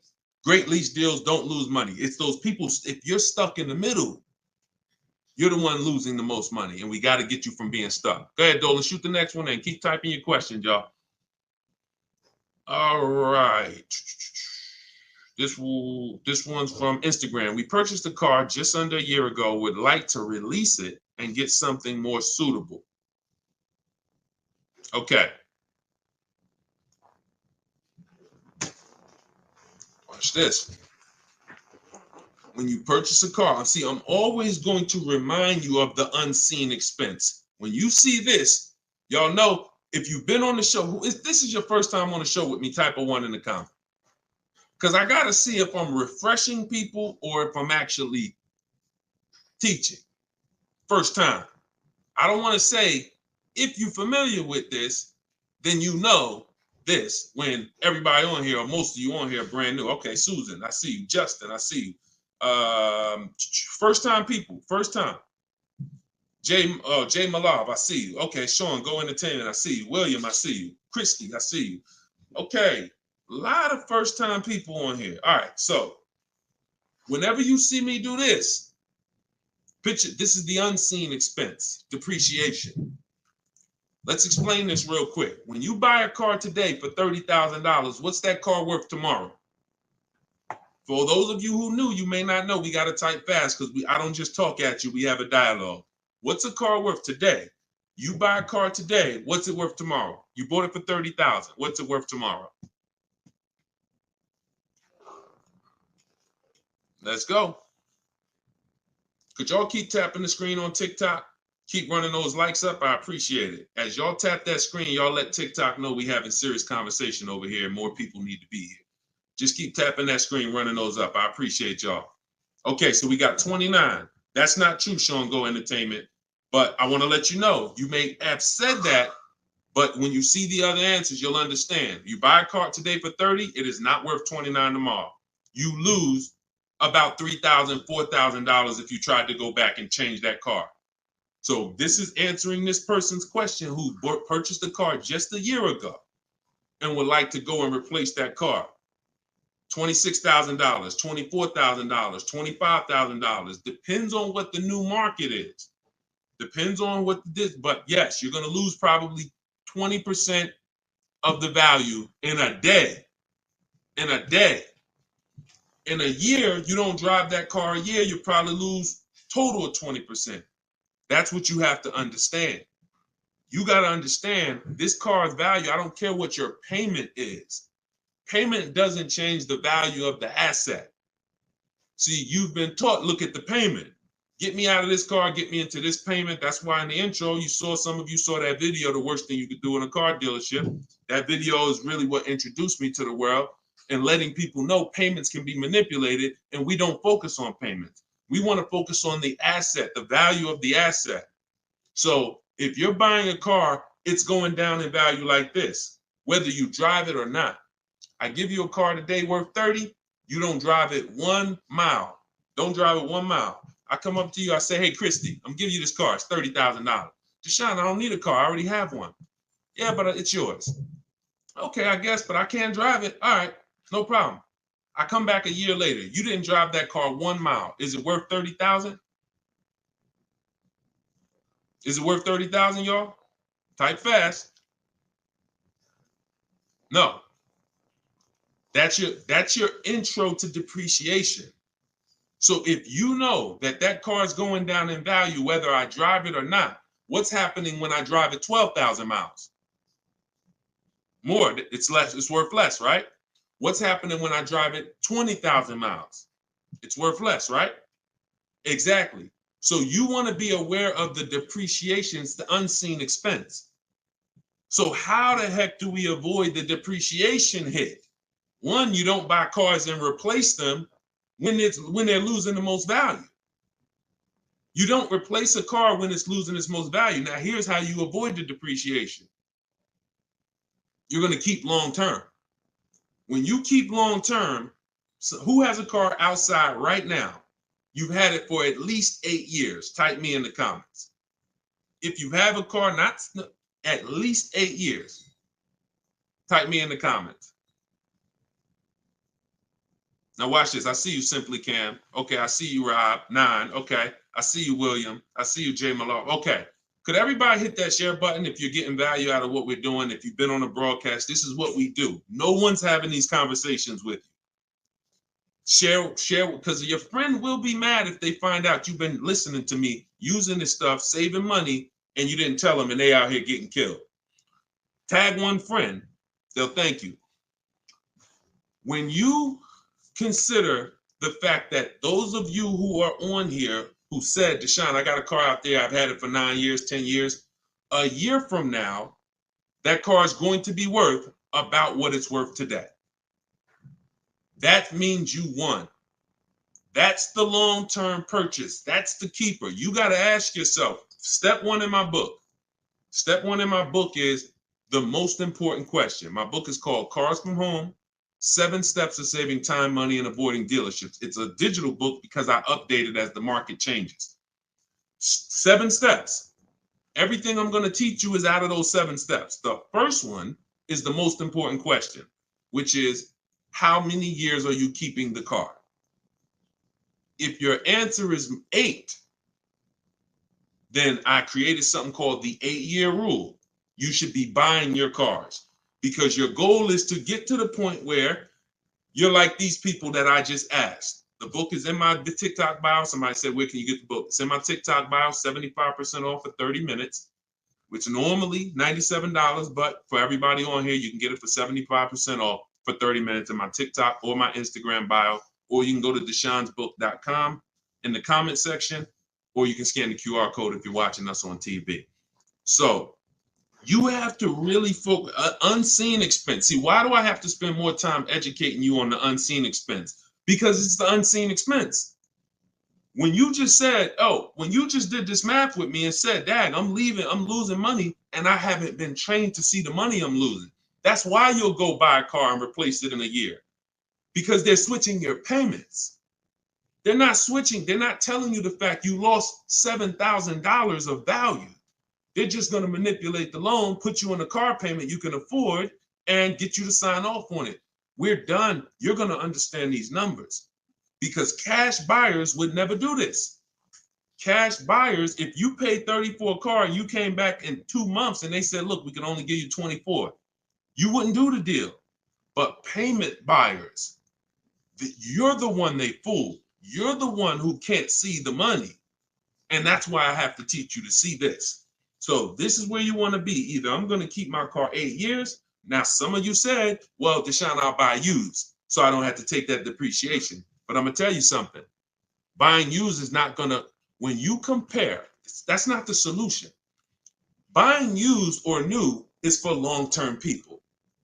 8+ years. Buy new if you can afford to buy new. Buy used if you want to knock 20, 30, 40, 50% off your purchase price and you don't need the latest and greatest. Doesn't change that if you're buying, you should be a long-term person.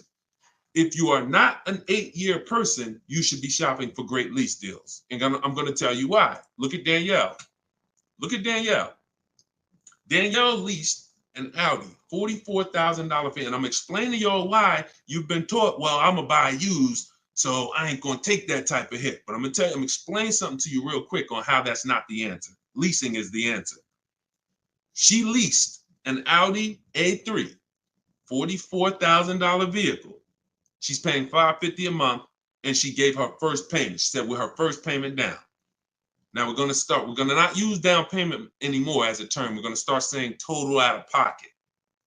We want to eliminate down payment. Down payments can be flipped up. Sometimes you say I'm going to put money down, they don't include your tax. So we like to use total out of pocket. But she gave him $550, she drove off. That vehicle, she's driving a brand new A3. Now I want you to picture this. Danielle pulls up to somebody who's driving the same exact car, but they bought it. Every $5,000, some of you know, is about how much a month? I talked about it a little while ago. Some of you might have seen the video where I said it. Every $5,000 on a purchase, on a loan, is about how much per month? Let's see if anybody knows. Okay. I can't wait too long. We got to type that $100. And again, I can't sit here and act like most of y'all aren't new to me. So I'm not going to assume you have even seen any of my previous broadcasts. So I'm just going to tell you the answers. Yes, Susan, $100. So it depends on the interest rate. 5-year loan, that vehicle right there, $44,000, will cost somebody about $950 a month. You see why we don't have to wonder why people have $1,000 car payments? It's not that hard to see. They're buying their cars. So now Danielle pulls up in her Audi. Let's stay with the scenario, right? Danielle pulls up in her Audi, 44. She's paying $550 a month. Somebody next to her pulls up in the same exact Audi, same exact car. They're paying $950 a month. Now, third person says, I buy a used one. And you can replace the Audi with anything. Doesn't matter. You could be a Rolls Royce. The scenarios are not going to change. Could be a Honda Accord. Somebody pulls up and they bought a used one. So instead of 44, let's say they got a good price on one. Say they bought one for about 28, 29. Found a good price one, 3 years old. So they're pulling up in a 3-year-old one. And what I just say, every $5,000 is $100 a month. So what's their car payment if they paid 29? Almost 600. You see what I'm, so now let's just talk about what we're driving and what's coming out of our household so we can hammer this home. I'm not on the fence about leasing versus buying. And you have to get off the fence. We've seen enough scenarios where we know this is the case. One person, Danielle, got a great lease deal. She's paying $550 a month. Another person buying a brand new one, they're paying $950 a month. And they might take a longer loan. Oh, Deshone, I'm paying less. They might take a 6-year loan, and let's say they're paying $850. And then another person is driving a used one, and they're paying $600 a month. Not even a question. It's not even a question. Do y'all see what I'm talking about? 3 people driving the same car. Look at the differences. So depreciation and resale value is what you need to be aware of. These people think they win. That might have been you, Deshone. I'm the type, I bought my used car, then I keep switching them. Now, those 2 people who bought them, if they were keeping them 9, 10 years, that's a different story. It always goes back to the 8-year rule. Okay? You must understand, if I'm keeping 8 years or longer, I buy. If I'm not keeping 8 years, I shop for great lease deals. Not even a question. And you'll be mad. You're going to be mad when you find out how much money you've been missing. Some of you probably getting mad now. Dad, I was always taught don't lease. Well, those people owe you some money. Those people owe you some money because they've cost you thousands of dollars. Go ahead, Dolan. Shoot the next one up. This one's from TikTok. What's your advice of getting rid of late fees? Don't be late. You can call the bank and see if they'll waive any late fees, but late fee is assessed when you miss a payment. That's it. TikTok, does my credit have to be top notch to purchase automobiles with 0 down? No, it doesn't. It needs to, listen, when you are, hang on 1 second, y'all. Hang on 1 second.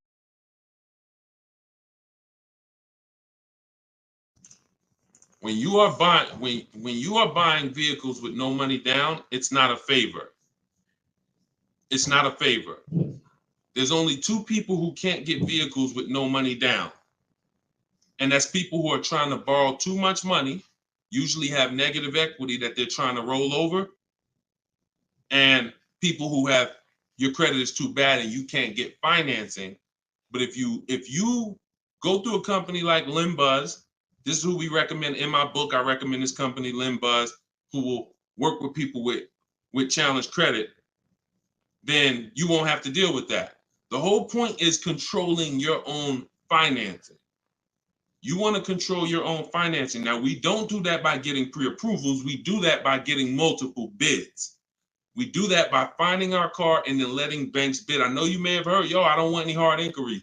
You don't want hard inquiries until after you found your car.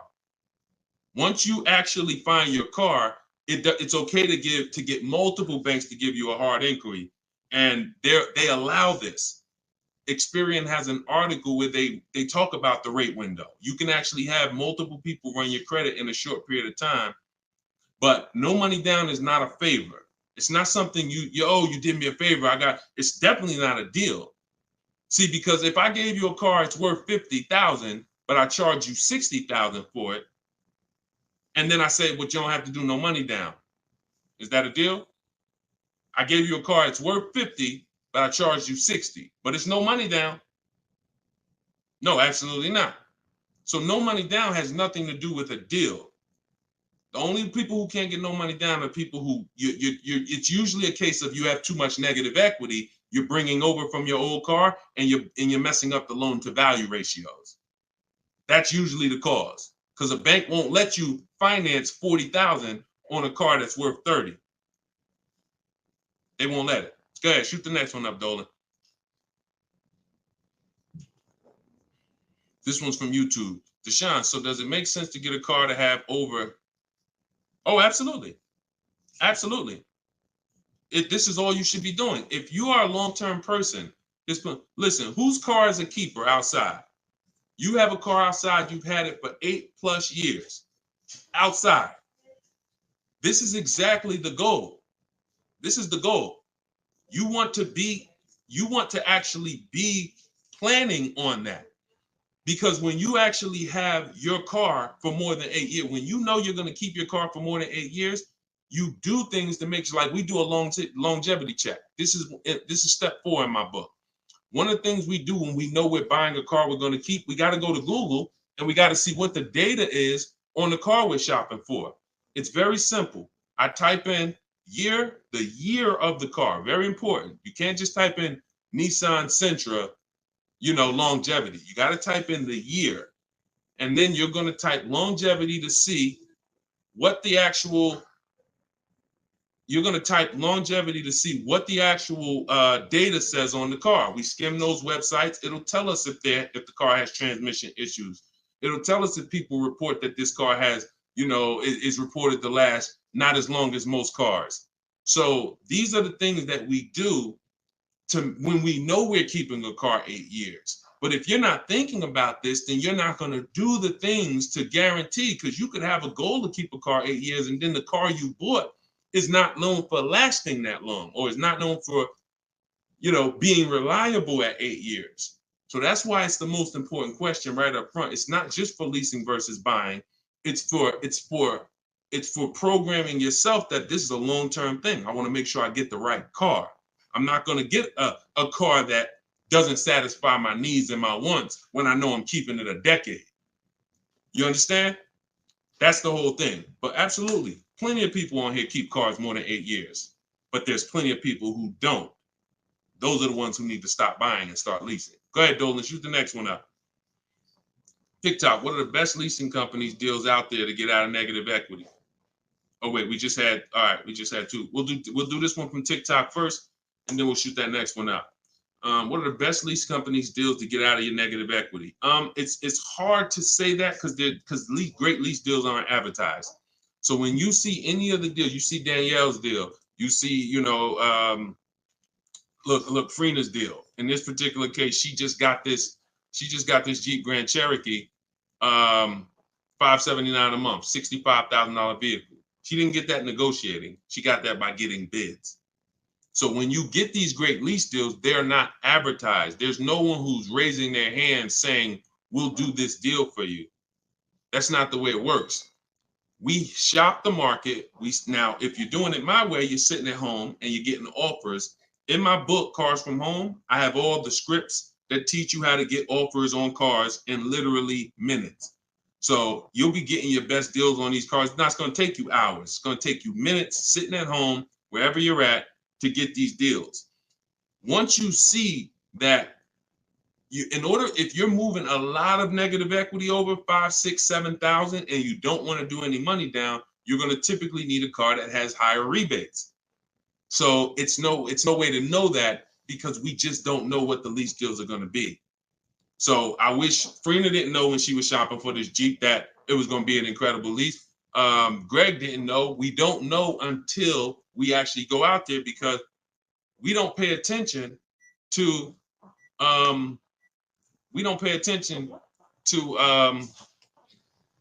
am I trying to say? Advertisements. We don't pay attention to advertisements. So hold on one second, y'all.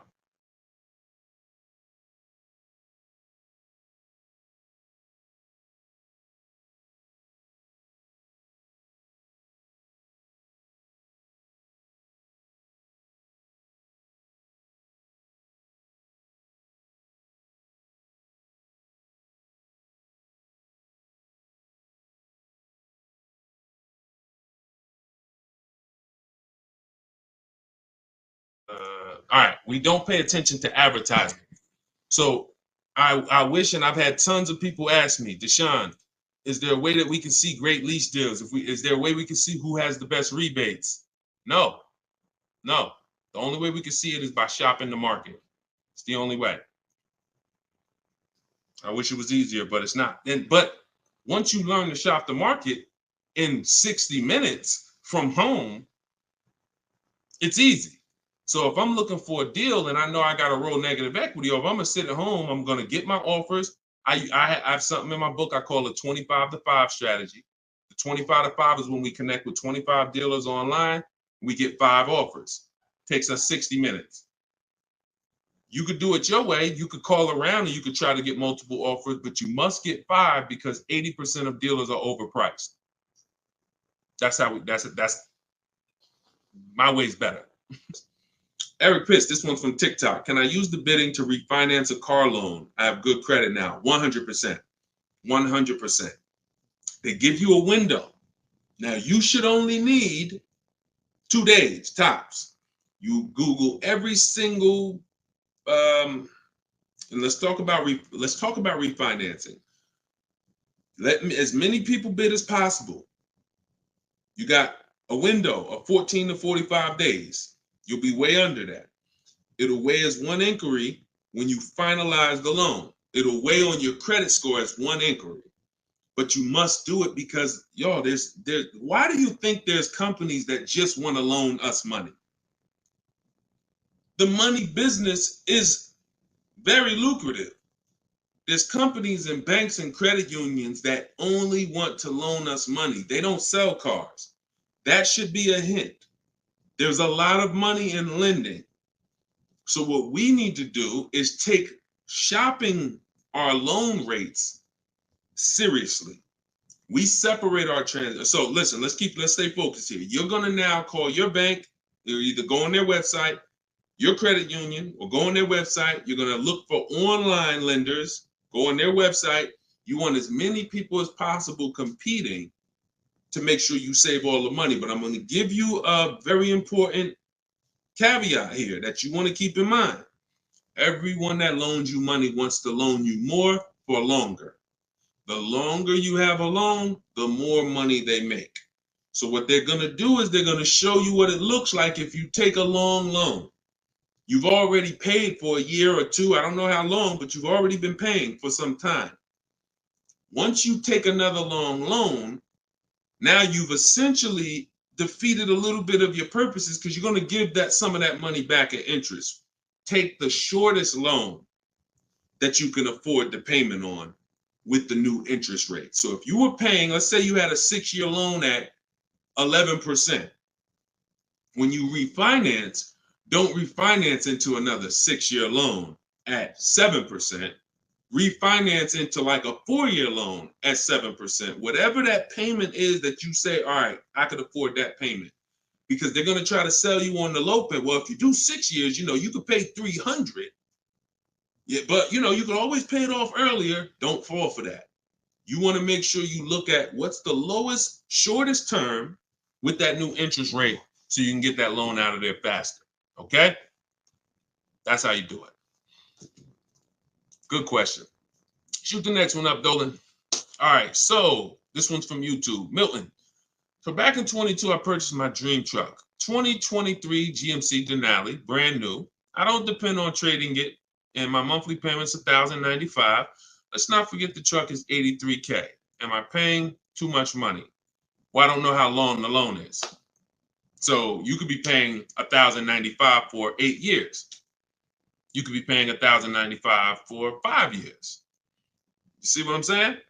So that's why payments are not always the important payments. How much did you pay for the truck? You understand? See. It's the price of the vehicle that we focus on, not with leasing.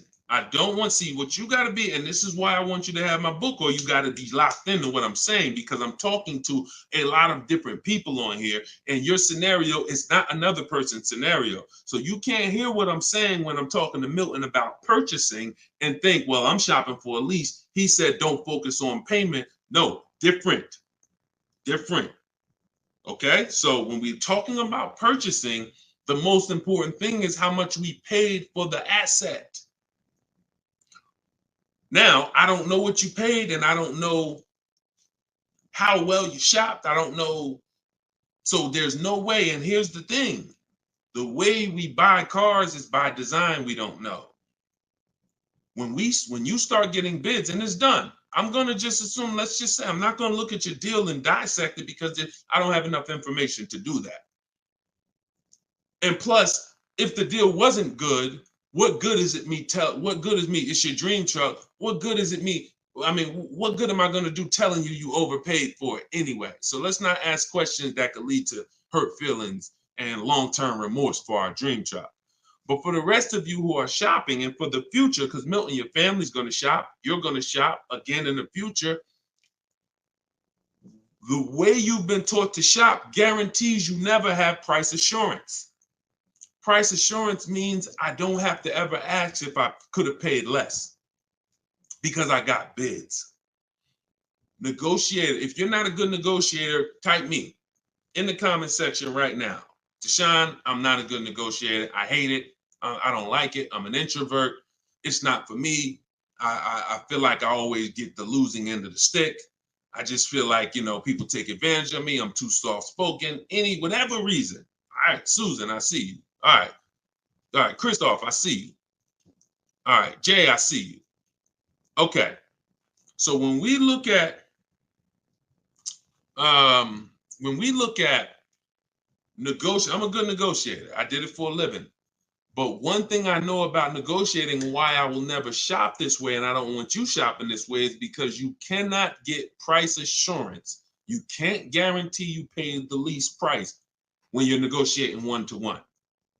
When you go into the supermarket and you see you're getting spaghetti sauce, there's 7-10 companies trying to sell you spaghetti sauce. They're all like, hey, hit me this week, Prego, I'm on sale. Vitellini, I'm on sale. Hey, Ragu, they're competing. Everyone competes for our business except car dealers. Everyone wants to compete. So the reason why we can spend money on these other items and we never have buyer's remorse is because we've seen so many options. Y'all get it? We've seen so many options. I knew I didn't overpay.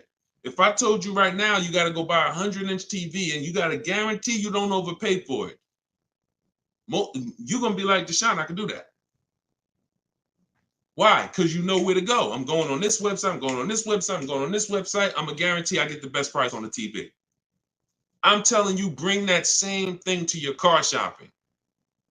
That'll eliminate your buyer's remorse. That'll eliminate you ever asking, did I get a good deal on this? Hey, did I overpay for this? Hey, could I save more money on this? Get multiple offers eliminates it. And there's no other way to eliminate it. Okay? So don't worry. I'm sure you did well, Milton. Enjoy your truck, man. And just know that whatever, I'm going to get better for next time. I'm going to make sure my family knows that they never got to ask this question. Every vehicle I buy, I'm going to make sure that I get bids, multiple dealers. I'm going to get enough bids to guarantee that I teach to get 5. In my book, I have a strategy, 25 to 5 shopping strategy. This is for new cars and leases. We connect with 25 dealers online. You're using all my scripts. You're using everything I tell you to type, copy and paste in my book. And you're going to get at least 5 offers, 5 to 7. Once you get those offers, you're going to see about a $3,000 to $5,000 spread minimum. Now, if you take somebody like Kimberly, Kimberly's spread was $20,000. This is Kimberly. She emailed me. She's in our private community in my private coaching program. She said, how do I respond back to this? I don't want to get mad. She responded via email. You see, the MSRP on that vehicle was $86,961. She got a Maserati. Selling price was $66,261. $20,000 discount. This is why we don't get happy about any discount until we see all the offers. Because if she would have saw a $10,000 discount, Deshone, I'm saving 10 grand they're offering me. Okay. Is that the lowest bid? Well, no, I mean, but I just walked in. The dealer said they're going to give me 10 grand off. See how we could lose? We don't know what the bottom is. But when she gets her 5 to 7 offers, now she ends up saving 20 grand. It's different for every car. But if you don't get 5 to 7 offers, you won't truly know the bottom. And she's guaranteed. She has that price assurance. So we got to get bids.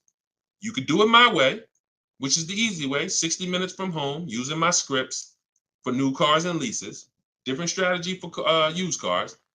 Or you could do it your way, which is calling around, stay in your house, call, talk to some sales managers, get 5 bids. It's up to you, but you get my book for 75% off. Get your copy, 75% off in my TikTok bio, and you'll have all my scripts. You use them for the rest of your life. All right, go ahead. Shoot the next one up, Dolan.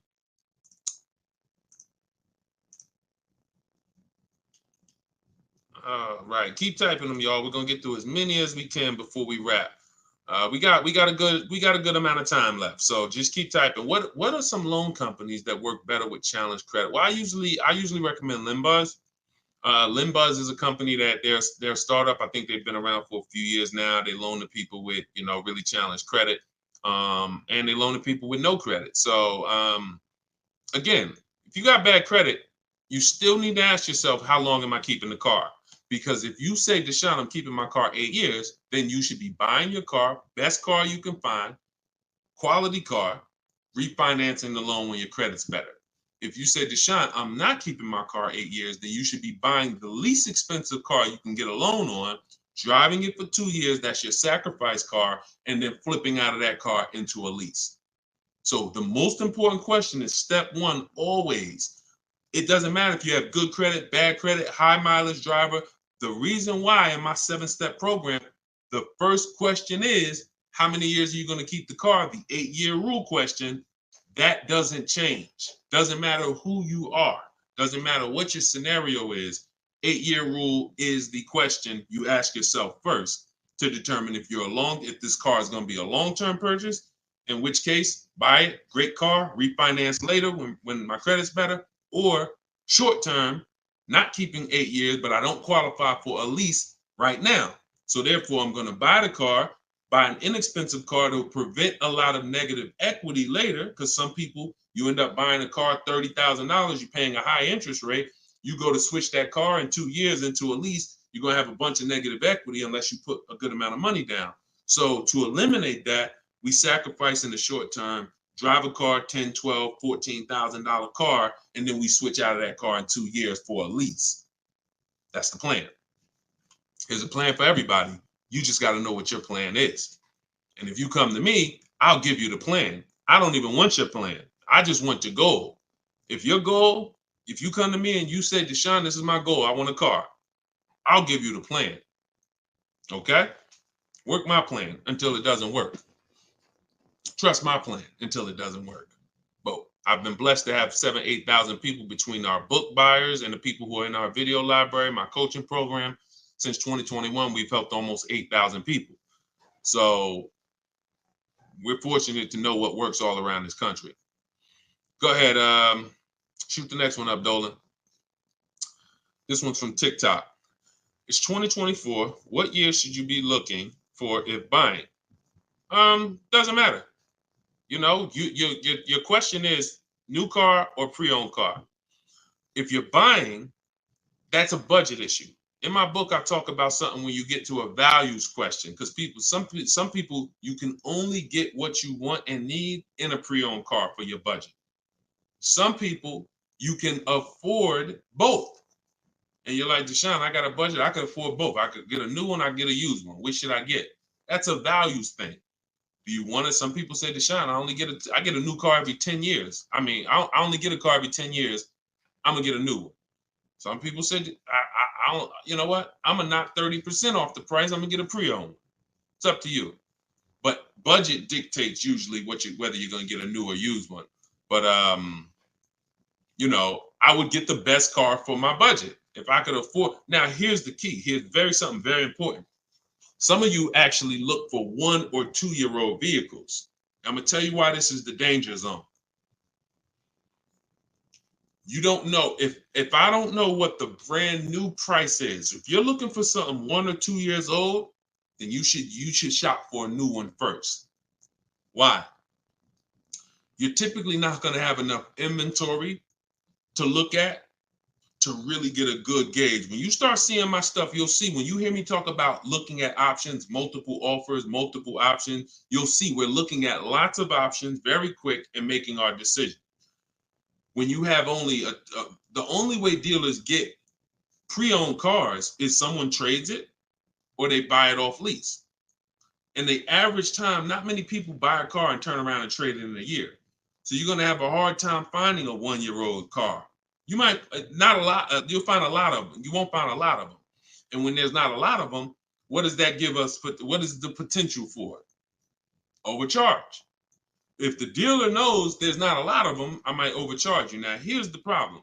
Here's why you must shop for a new one first. Let's say the brand new market on that vehicle is my best offer. I could save $5-6 grand. Let's use a vehicle that has like $6,000 in rebates and I end up saving 10 grand. If I could get a new one and save that kind of money, $40,000, and I end up buying it for 32, 33, whatever, 34. Now that's going to dictate the market because some people will look at that 1-year-old one for 32 and be like, okay, I like that price. That's a problem. That's a problem. Because why the heck would I buy a 1-year-old one for 32 if the new market is I could get a new one for 34, $2,000 more, I get a brand new one. This only happens when we're looking at cars that are very new, 1 or 2 years old. If you're looking for a 3-year-old one, there's going to usually be lots of options, lots of inventory. 4 years, lots of options, lots of inventory, and you don't have to worry about that. Cool G said you answered my question. That's typically what happens because a lot of you in here, although there's a couple scenarios, a lot of you in here, you got to realize your scenario is not unique. You have thousands of other people who are in the same exact scenario as you. So if you stay on long enough, you'll usually hear somebody ask a similar question, or you'll usually hear me answer a question you would have asked. But yeah, that's the first thing I would say. Focus on, if you're buying a 1 or 2-year-old one, you always shop new first. We got to know what the new market is to know what we should be saving on a 1 or 2-year-old one. If you're buying 3 or 4 years old, then you don't have to worry about that. Go ahead. Shoot the next one up, Dolan. Instagram. I always think I get a good deal, but then I don't. Bids. You eliminate this with bids. Look, I wish I was coming into your life to tell you you're doing okay. The fact is, most people are not because you don't have price assurance. And price assurance gives you when you don't have price assurance, you have potential for buyer's remorse. Aside from the car, and I know this. Look, I'm a nice guy. I consider myself to be a nice guy, but I'm in the bad news business because I'm not meeting you telling you you're doing good and then, oh, you're doing so good, but I want to help you do better. I'm meeting you telling you that 99% of what you've learned about buying cars, leasing cars is wrong. And not only is it wrong, it's cost you thousands of dollars already. Now you get to decide from this day forward, are you going to change the trajectory of the finances that you pay for cars? You get to make that decision. But you got to admit you need help. You got to admit you're not doing as good as you would have hoped you were doing. And if there was 80 people out there teaching what I teach, then God bless, that would be a shame if you didn't tap into one of them. There's not.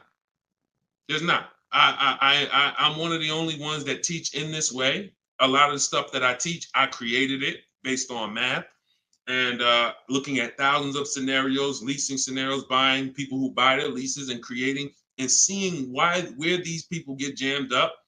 And now that information is available for you now.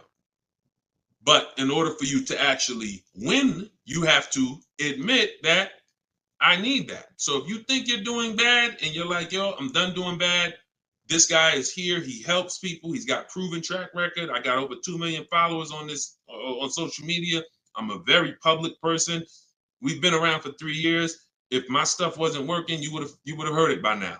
But we have hundreds and hundreds of people, if not thousands, that have actually used what I teach to eliminate that statement you just made about, I think I got a good deal. You're going to sit at home, you're going to make people bid for your business, and you are going to know every single time that you paid the lowest price for the car, that you got the best interest rate, and that you got the most money for your old car. That is what we're going to do. All right, but you take the action. You could tap into live videos, or you could say, Deshone, I'm going to get your book. It's 75% off. It's a digital copy, which means anytime something updates, I update the book, and you got the new version, and you got all my strategies of how to car shop from home for the rest of your life. All right? I hate to see that, but I'm doing what I'm supposed to do. You see what I'm saying? I hate to see those messages, but I know I'm doing everything that God has put me here to do to stop those messages from coming. The rest is on you. All right? Go ahead, Dolan. Shoot the next one up. This one's from TikTok. I owe $20,000, paid off interest, 6% APR. Do you recommend to refinance?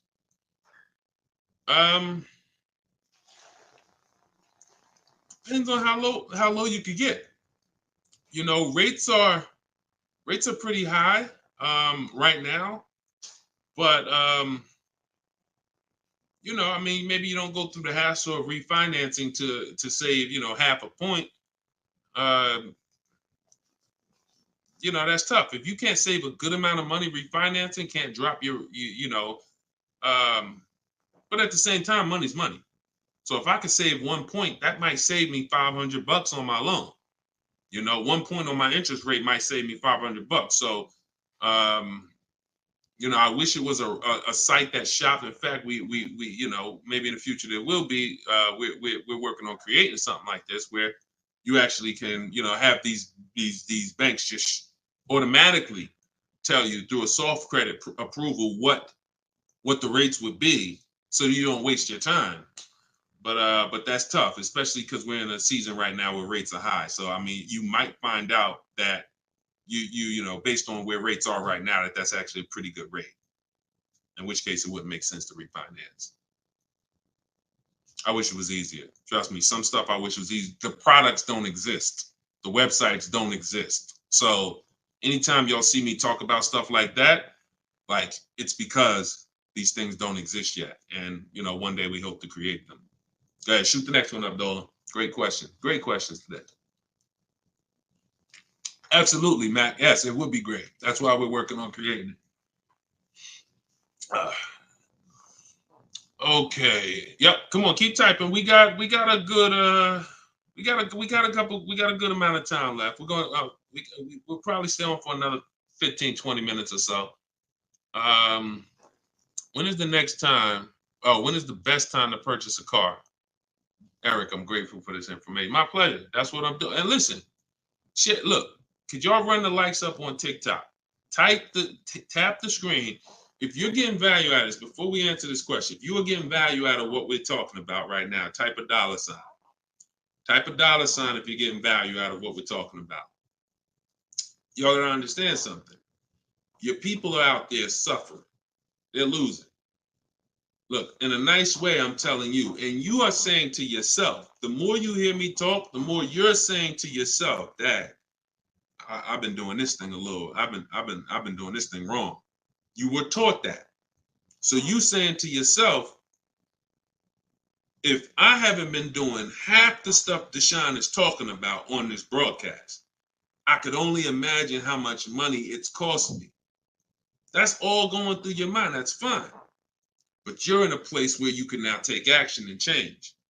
Your friends are out there right now at car dealerships losing. This broadcast doesn't grow unless you tell them. Unless you tell your coworker, hey, you buying a car? Hey, you go to Deshone the Auto Advisor page. He does these live shows. Get your questions answered. This is where we have to get to. This is where we have to get to if we're going to really make a change besides, you know, changing our own bank accounts. That's the goal, but then we go and we help others. So I'm glad to see a lot of people getting value. All right, so let's do this. Let's answer this question. This one's TikTok. When is the best time to purchase a car? So this is marketing. marketing wants to tell you there's a best time to come in. Now, imagine you own a business where the customers are so trained that they come in the same time every month, no matter what. That's the end of the month. So the car business has, through years and years of marketing, told you the end of the month, the end of the year, best time to buy a car. Imagine that. You got a barbershop and everyone knows end of the month come in, you just get a line out the door. But the fact is, there's no better deals being done that day than shopping multiple offers throughout the month. Here's why. They've told you, well, dealers want to make their numbers. Well, dealers are trying to make their numbers from day one. And when they see, we used to look up sometimes and we knew we had to do 250 cars for the month, 325 cars for the month. We look at the books, it's the 9th of the month. We only got 30 cars sold. What do you think is happening? We're getting a little nervous. We're not pacing to hit our numbers. Opposite end, I've seen months where we are ahead of schedule. What does that mean? We might hit our numbers on the 27th of the month, the 26th of the month. It doesn't matter. We, the best dealers, are trying to hit their numbers throughout the month. So when it's the 9th of the month and no one's in the dealership and no one sold the car today and there's daggone tumbleweeds going through the showroom and everyone's praying for a customer, what do you think happens when a person reaches out then and says, hey, I'm looking for a car? But marketing tells you otherwise. Marketing says no matter what, coming at the end of the month. So there is no best time to buy a car. Here's what I would tell you. There's a best time to be in the market. In my book, I teach something, and I always teach this: 2 dates.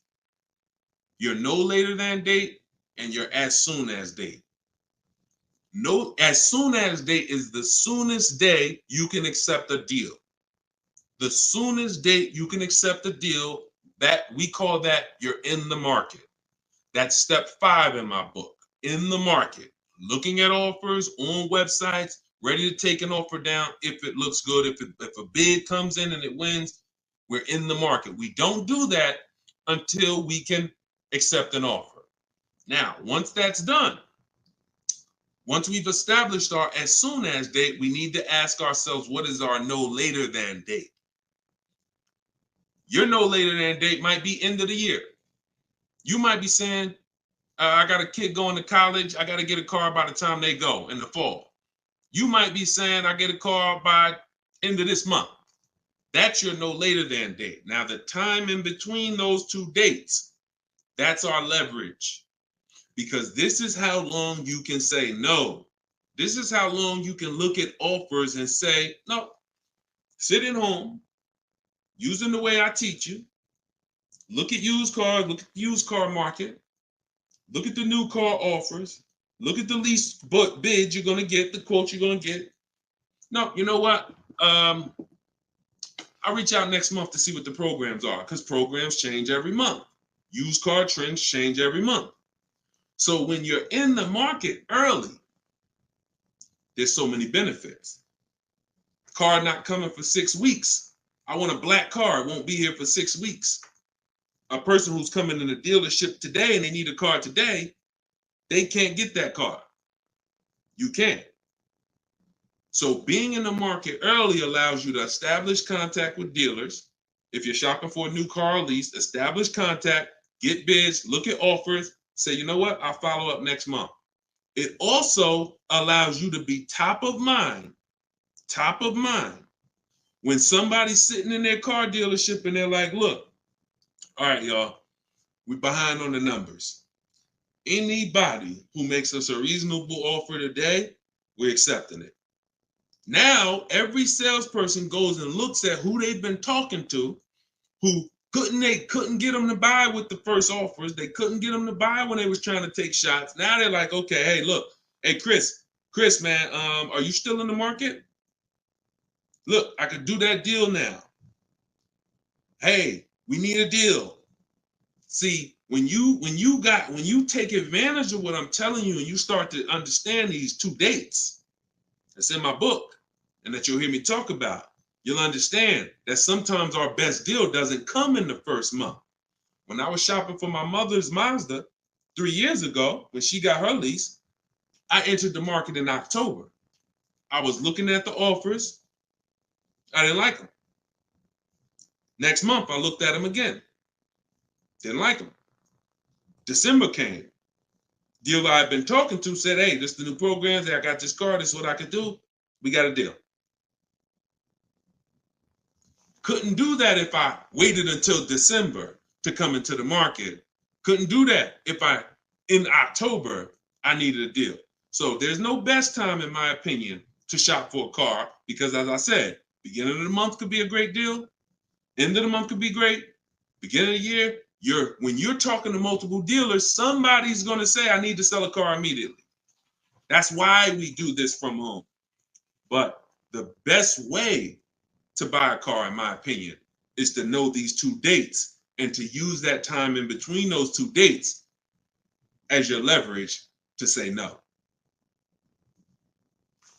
All right? Look, I can't give you short answers. Look, I'm put that one up. We're going to go to that question now. We're going to go to this one on Instagram now. But understand, this is why we have been losing short answers for major 5-figure items. Got to give you the long version. Because once you learn it, once you see, this is repetitive. Once you get one car, 2 cars using the cars from home strategy, you're going to see. See, that's why when the first time you use this stuff that's in my book, first time you use the car from home strategies, whether you're using them manually or whether you're like, Deshone, I want to use exactly what you say, your scripts, I want to do it your way, doesn't matter. Once you see, I do this over and over. Your first deal might take you 90 minutes, 2 hours, because you're just learning which websites to go to. If you don't see me say, go to this website, don't go to it. It's a waste of time. But once you see, you're going to be like, okay, rinse and repeat. You'll go from getting cars in 2 hours to 90 minutes from home to 60 minutes from home to me. I can get any car I want. I can find out the best deal in 45 minutes. Copy and paste. Copy and paste. My Infinity truck I got took me, once we decided what we want, I spent no more than 60 minutes online to make sure I got that vehicle, save 42% off the price when it was new, 3 years old. So this doesn't take you long. That old way that you were programmed to use, that takes you a long time. That's headache. This is 60 minutes from home. That's what I want for you. Go ahead, shoot the next one up. Shoot that Instagram question up, Dolan. All right, how do I get quotes from car dealerships to take with me to take in my lease? I will be leasing another car. This is without having a credit check run. Yep, we never need a credit check to get quotes. Now, some people will tell you that. Now, if you're at home, then you'll see when you're at home, there's a script that I use when a dealer says they don't do something, and we require all our customers to be here to get a quote. Okay, well, I'm talking to a couple of dealers. No one else has said that. Should I remove you from the list? See what I'm saying? You're gonna see when you're using Deshone scripts, you saying what I would say. you see what I'm saying? So if you are in a dealership, I can't help you.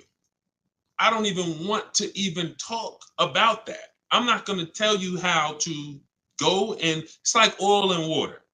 Somebody called me back when I was first coming out the business and I was first starting this education business, and they said, Deshone, somebody told me to call you. I'm in this Toyota dealership, man. I'm trying to see how do I get the price down on this car? I said, get up and walk out. Get up and walk out. Because if you're in an 80% dealer, you can't, no matter how much they take off, you lose. The only way you're going to win is to sit at home. I can't tell you how to mix the old way of shopping where you have no leverage, where you have no price guarantees, where you leave, no matter what price you get, you always wonder, could I have done better? I can't tell you how to mix that with what I teach. But if you're willing to unlearn that and say, okay, that's what the car business taught me. That's what I learned it from my parents. That's what the car business taught my parents. But no, we're going to do this. I'm going to use what Deshone, this is a car salesman, 14 years. Now he's educating us from an insider standpoint. You come out of that and you sit at home and you call and you could do it manually. You could do it manually. Look, I can't twist anybody's arm to get this book for $24. But if you're going to do it manually, realize there's people trained and you're going to talk to them, which means you got to be aware when you talk to them. That's why I say only ask for sales managers. Only ask for sales managers. Because if you try to do this with salespeople, some sales managers will make it hard, but you got a better shot. But you need to get 5 quotes. Doesn't change because 80% of dealers are overpriced. Now, my way, in my book, I teach something called the 25 to 5. It's all online. So we're contacting 25 dealers through their website, and we're having conversations with usually 7 to 10 of them, copy and paste scripts you're using, and you're keeping the conversation moving forward. Our first goal is to see who has a car I want. Before I even talk to you about anything, I want to see out of this 25 dealers who has a car I want. Second thing I'm going to do, once I identify who has a car, I'm going to request a quote. But I need to give them everything they need to quote me. I need to give them my zip code so they can run the tax. I need to give them what I do for a living to see if I qualify for any rebates. I need to give them what cars I have in my household, whether I own it, lease it, own it outright to see if I qualify for any rebates. I need to give them my my soon as date, my no later than date. This is all copy and paste in my book. So the reason why some of you have a hard time shopping online is because 1, you're dealing with trained people, and 2, you don't know what information to give so that they could even give you a quote. So if you're giving, my book, you're using copy and paste, and we're never talking about credit. It's not even a question. In fact, one of the things we say in one of my templates is assume tier 1. So we're assuming tier 1, getting our offers, and then we are not letting anyone run our credit. This is not just for leases. This is for everything. No one is running our credit until after we've agreed to buy something. We're telling them assume tier 1. If I don't qualify for tier 1 later, we'll talk about that later. But I want to see the price. Tier 1, I want to see the price. And that's what we do. But never if you only way you'll fall for that is if you're in dealerships. Oh, I need to run your credit. You know we can't give you a quote. You run into the wrong salesman who don't care. He'll say anything. She'll say anything.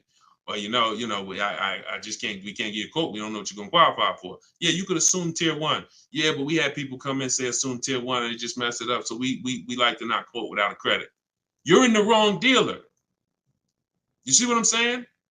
These people are by design. We're trying to run them out of business. When more people, this is why we're trying to get this broadcast out, because until more people start shopping online, they're going to continue to do that stuff. See, as more people shop online incorrectly and walk into dealers, they can get away with doing this stuff.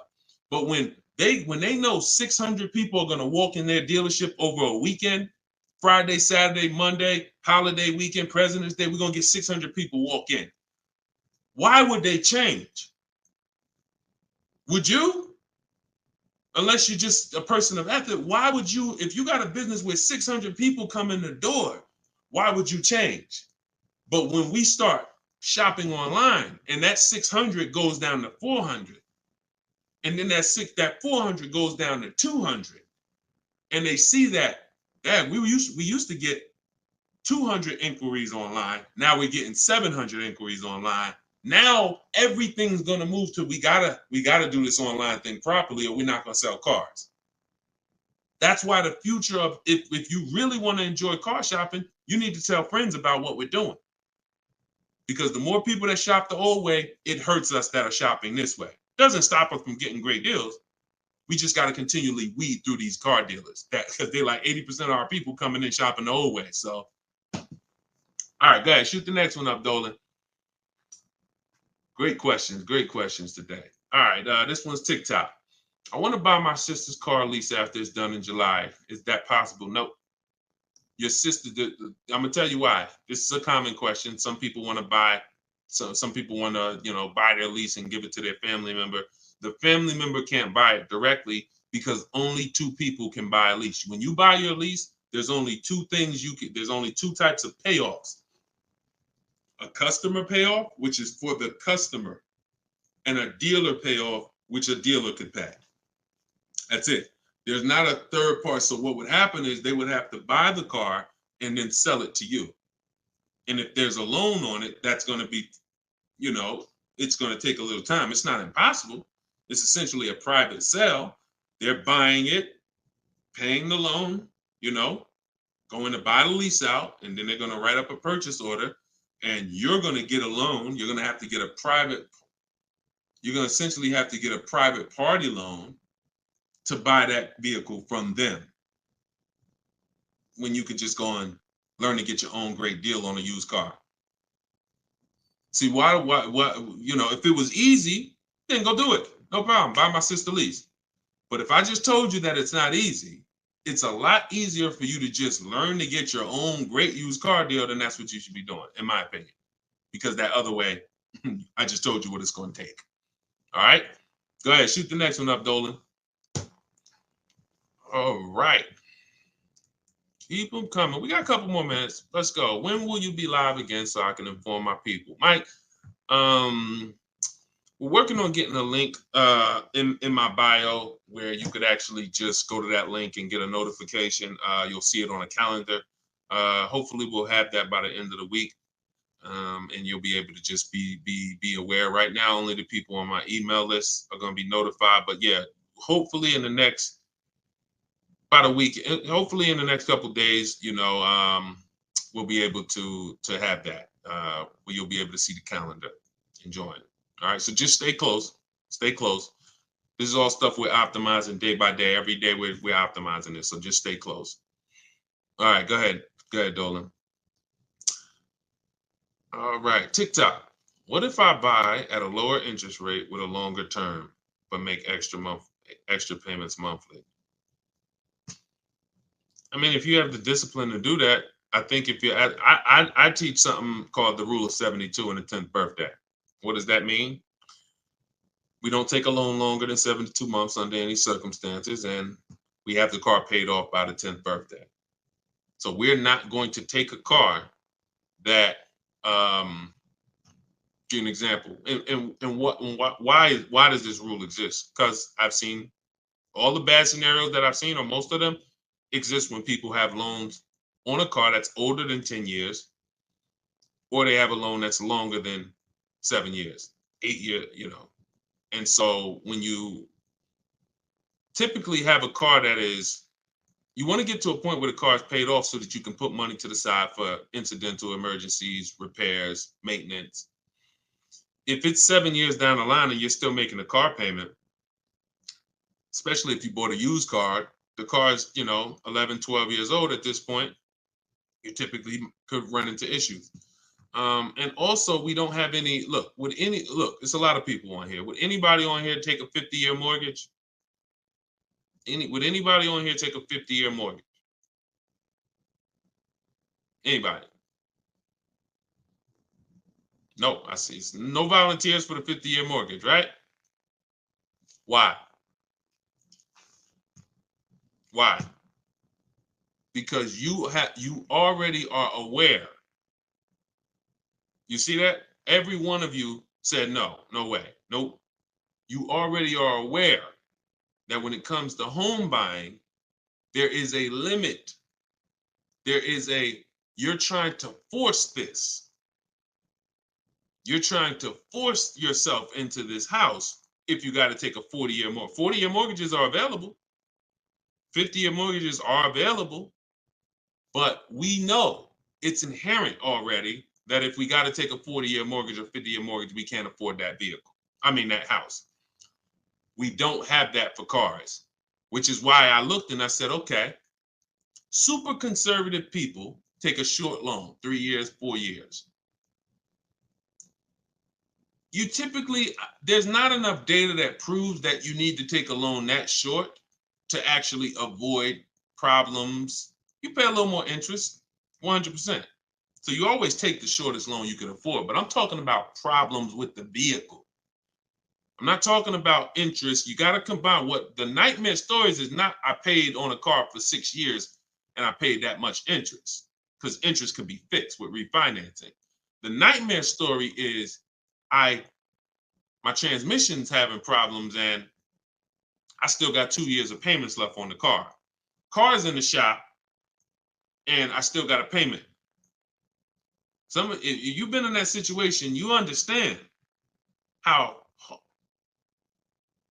car's in the shop right now, can't drive it, and that bank wants their payment every single month. We're trying to prevent that. And we're trying to prevent you getting to a point where you can't put enough money to the side to make sure if God forbid something happens to the car, you have the money, you have the cushion. So we use a safe marker, which is 6 years. But we combine that with the age of the vehicle, because I've seen people buy a car knowing they can't afford it, but they're buying an older one. Deshone, I want to get that BMW. Deshone, I want to get that Jeep, that new Jeep. Deshone, I want to get that whatever. Okay. But the one you want, in order to get it where you want it at, you got to take a 7-year-old one. 7-year-old one, you need to pay cash for that vehicle. Why? Because what you're going to do, if you tie a 6-year loan to that 7-year-old vehicle, now that vehicle's 13 years old before it's paid off. So when that transmission goes, or when things start happening because the vehicle's 9 years old, 3 years, now nightmare. So I had to create these boundaries. You don't have to use them. You can step over them. It's okay.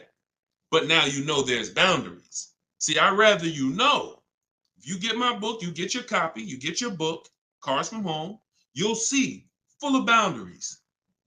Full of boundaries.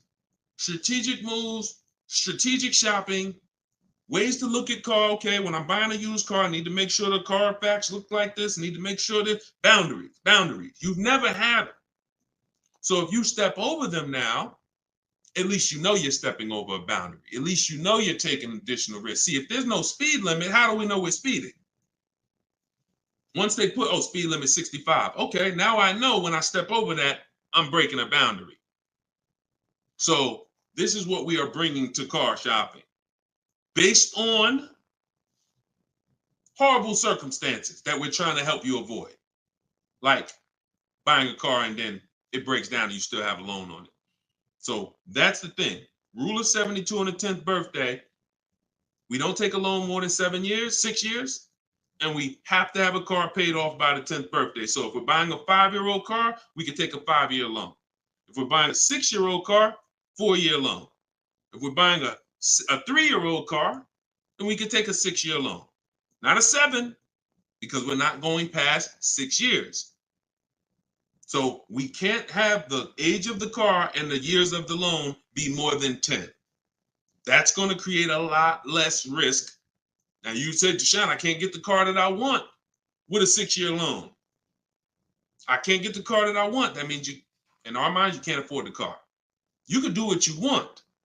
But at this point, if you got to get a 7-year-old car and you got to put a 6-year loan on it, you can't afford that car. You can go do it because you're grown. You can do whatever you want.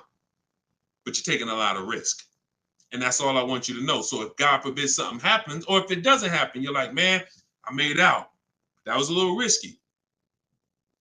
But if something happens, you can say, Dad, took a little risk and I shouldn't have.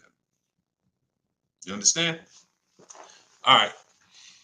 All right, we're an hour and 22 minutes in. You know we could go all day, y'all. I really want to continue to all you guys are chatting with a video recording. Slade, you see what I'm saying? This is what I call confidently wrong. You know what I'm saying? Person comes in, you know, look, how you feel, Slade? How you feel? All right, so look, y'all, we'll wrap it up. I will see y'all on the next one. Like I said, in the next couple days, we should have a link in the bio where you'll be able to see exactly when we're live. Jump on. But for those of you who just jumped on, everything that I teach, everything from my videos is all from my new book. It's a digital book. It's called Cars from Home: 7 Steps to Saving Time, Money, and Avoiding Dealerships. No matter what your scenario is, it's broken down in 7 steps. Negative equity, high mileage drivers, you want to lease, you want to purchase, it's the same 7 steps. You just need to learn those 7 steps. And as you use it, you'll see you'll never go back to the old way. You'll never go back to the old way of shopping again. Once you start getting great deals in 60 minutes, 90 minutes from home, making people compete for your business, and you can get your copy for 75% off for 30 minutes. After that, it goes back up to $97. So you can go and you can actually click the link in my TikTok bio, grab your copy, or click the link in my Instagram bio, grab your copy, or you go to Deshone's book in the comment section, or scan the QR code. All right. I see Slade didn't comment. Slade, I wanted to see what you was going to say, man. You ain't, you ain't comment again, man. You know, I'm trying to probably dipped off, man. But anyway, I appreciate y'all. We will be back more for live, and I appreciate you. Tell your friends, go watch Deshone's live broadcast, because we want to peel back the curtain, man. We need y'all saving money. All right. Let's keep unlearning, keep relearning. God bless you.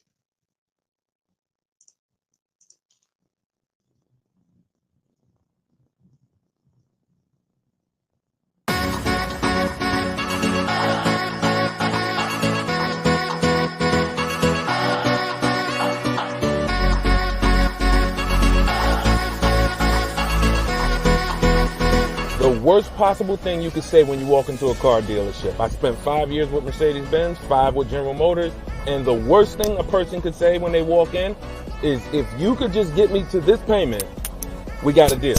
So your loan's probably still like 19, which means you got to pay to get out. You're upside down. It's called negative equity.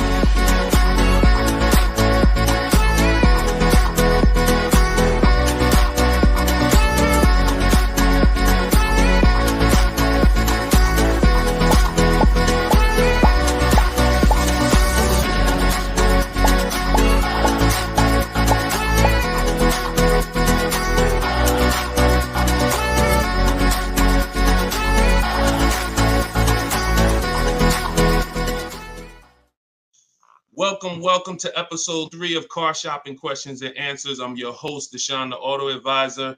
I am the author of Cars from Home, 7 Steps to Saving Time, Money, and Avoiding Dealerships. I'm also the creator of the Cars from Home video library and the Cars from Home Insider Coaching Program. We do these shows at 12 Eastern Time and 3 Eastern Time live, Monday, Tuesday, Thursday, and Friday, so you can tell your friends. That's when I'm live. We do rebroadcast these shows throughout the day. So if you miss them, you could always catch the rebroadcast. But we're live right now on all 4 platforms. If you're on YouTube, please hit the like button and subscribe if you want to continually get the best car shopping information from an insider. I left the car business in 2020 after 14 years. And now what I do is show you how to car shop strategically from home, and how to get great deals in as quick as 60 to 90 minutes. So start typing your questions. I got my man, I see you, Just Blaze. Great to see you. I see you, Alexia.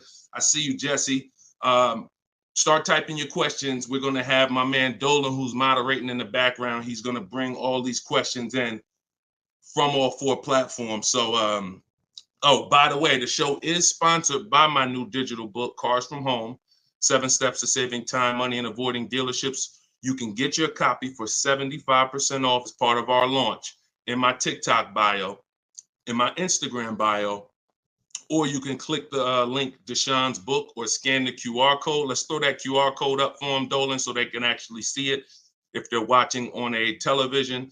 And let's get down to business. We're going to be here for about an hour. I'm going to try to get through as many questions as I possibly can. So whenever we get the first one, Dolan, you can throw it up on the screen and let's get busy. Shout out to the sharers too. I appreciate everybody who tags friends and invites people to the broadcast. We really appreciate you. Is there a different approach for no trading? I have a very old used car. Absolutely.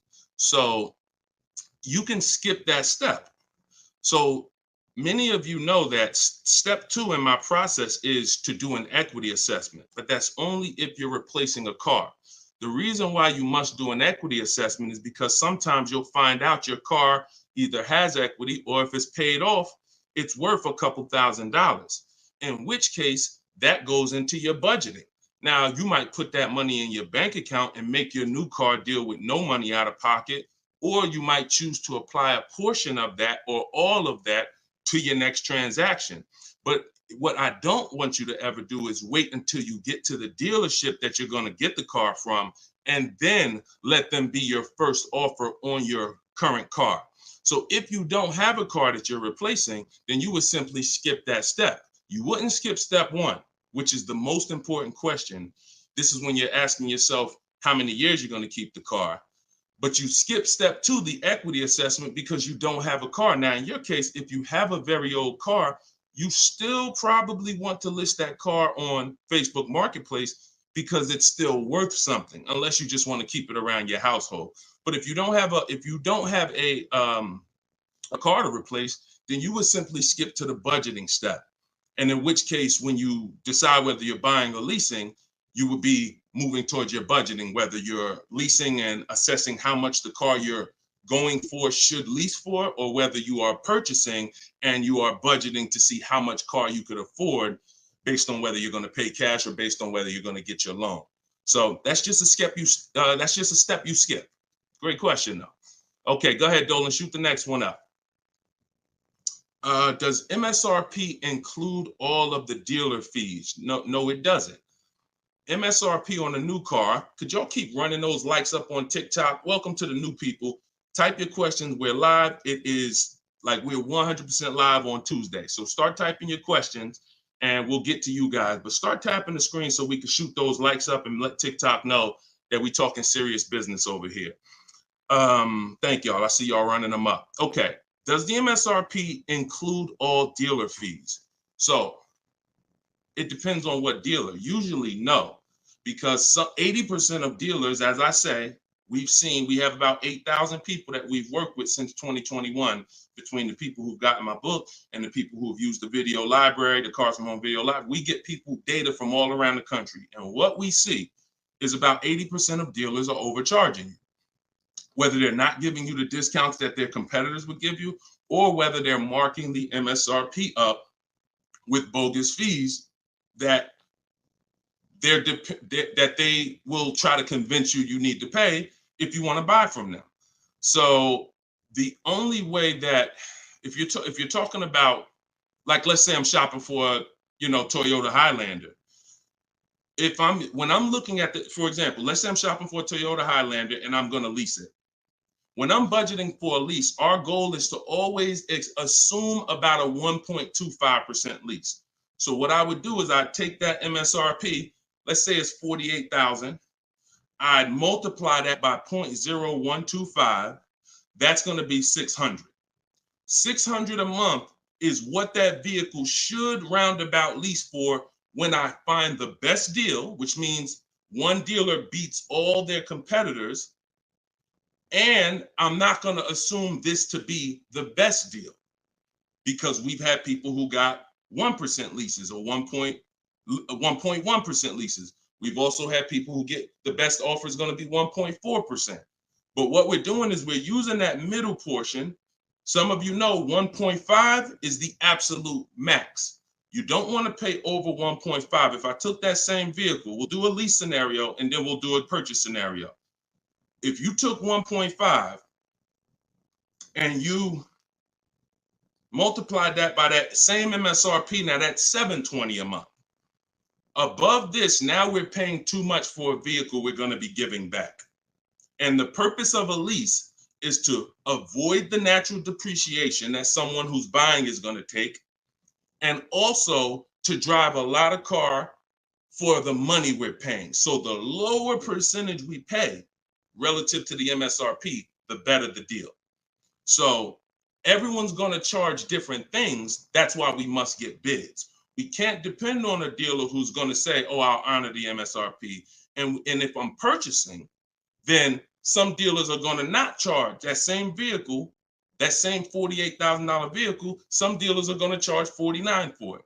Some dealers are going to charge $50,000 for it. Some dealers are going to charge $48,000 for it. And some dealers are going to charge less for it. We don't know who's who, which is why we must get bids. And part of what I teach is, and pretty much the gospel of what I teach is how to get bids online using dealers' websites so that we can sort for the best deal. We're not negotiating for the best deal. We are sorting. Good to see you, Yank. Even though you went a little left on the program yesterday, I saw you, but I'm here now. So go ahead, shoot the next question up, Dolan.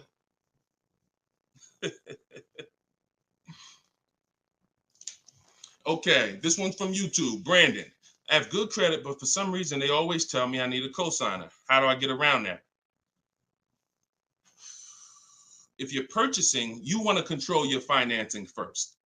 So I wouldn't let the dealer tell. If you have good credit, what you should be doing is you should be purchasing your car, locking up your best deal, and then coming home. And this is for all of you. Who's going to be purchasing a car? Who's going to be purchasing? Now, if you're not keeping your car 8 years and you're new here, then you're going to find out that you should be leasing. But for the time period, I'm just going to base it off of what you know already. Who's going to be purchasing a car? Type me in the comments. Matter of fact, I need to see Instagram because I can't even see. I know, Dolan, you can see it, but I need to see Instagram as well. Hold on. While I'm doing this, y'all type if you're going to be purchasing. Okay, I see you, Brandon. All right, hold on one second. Let me get to Instagram. All right.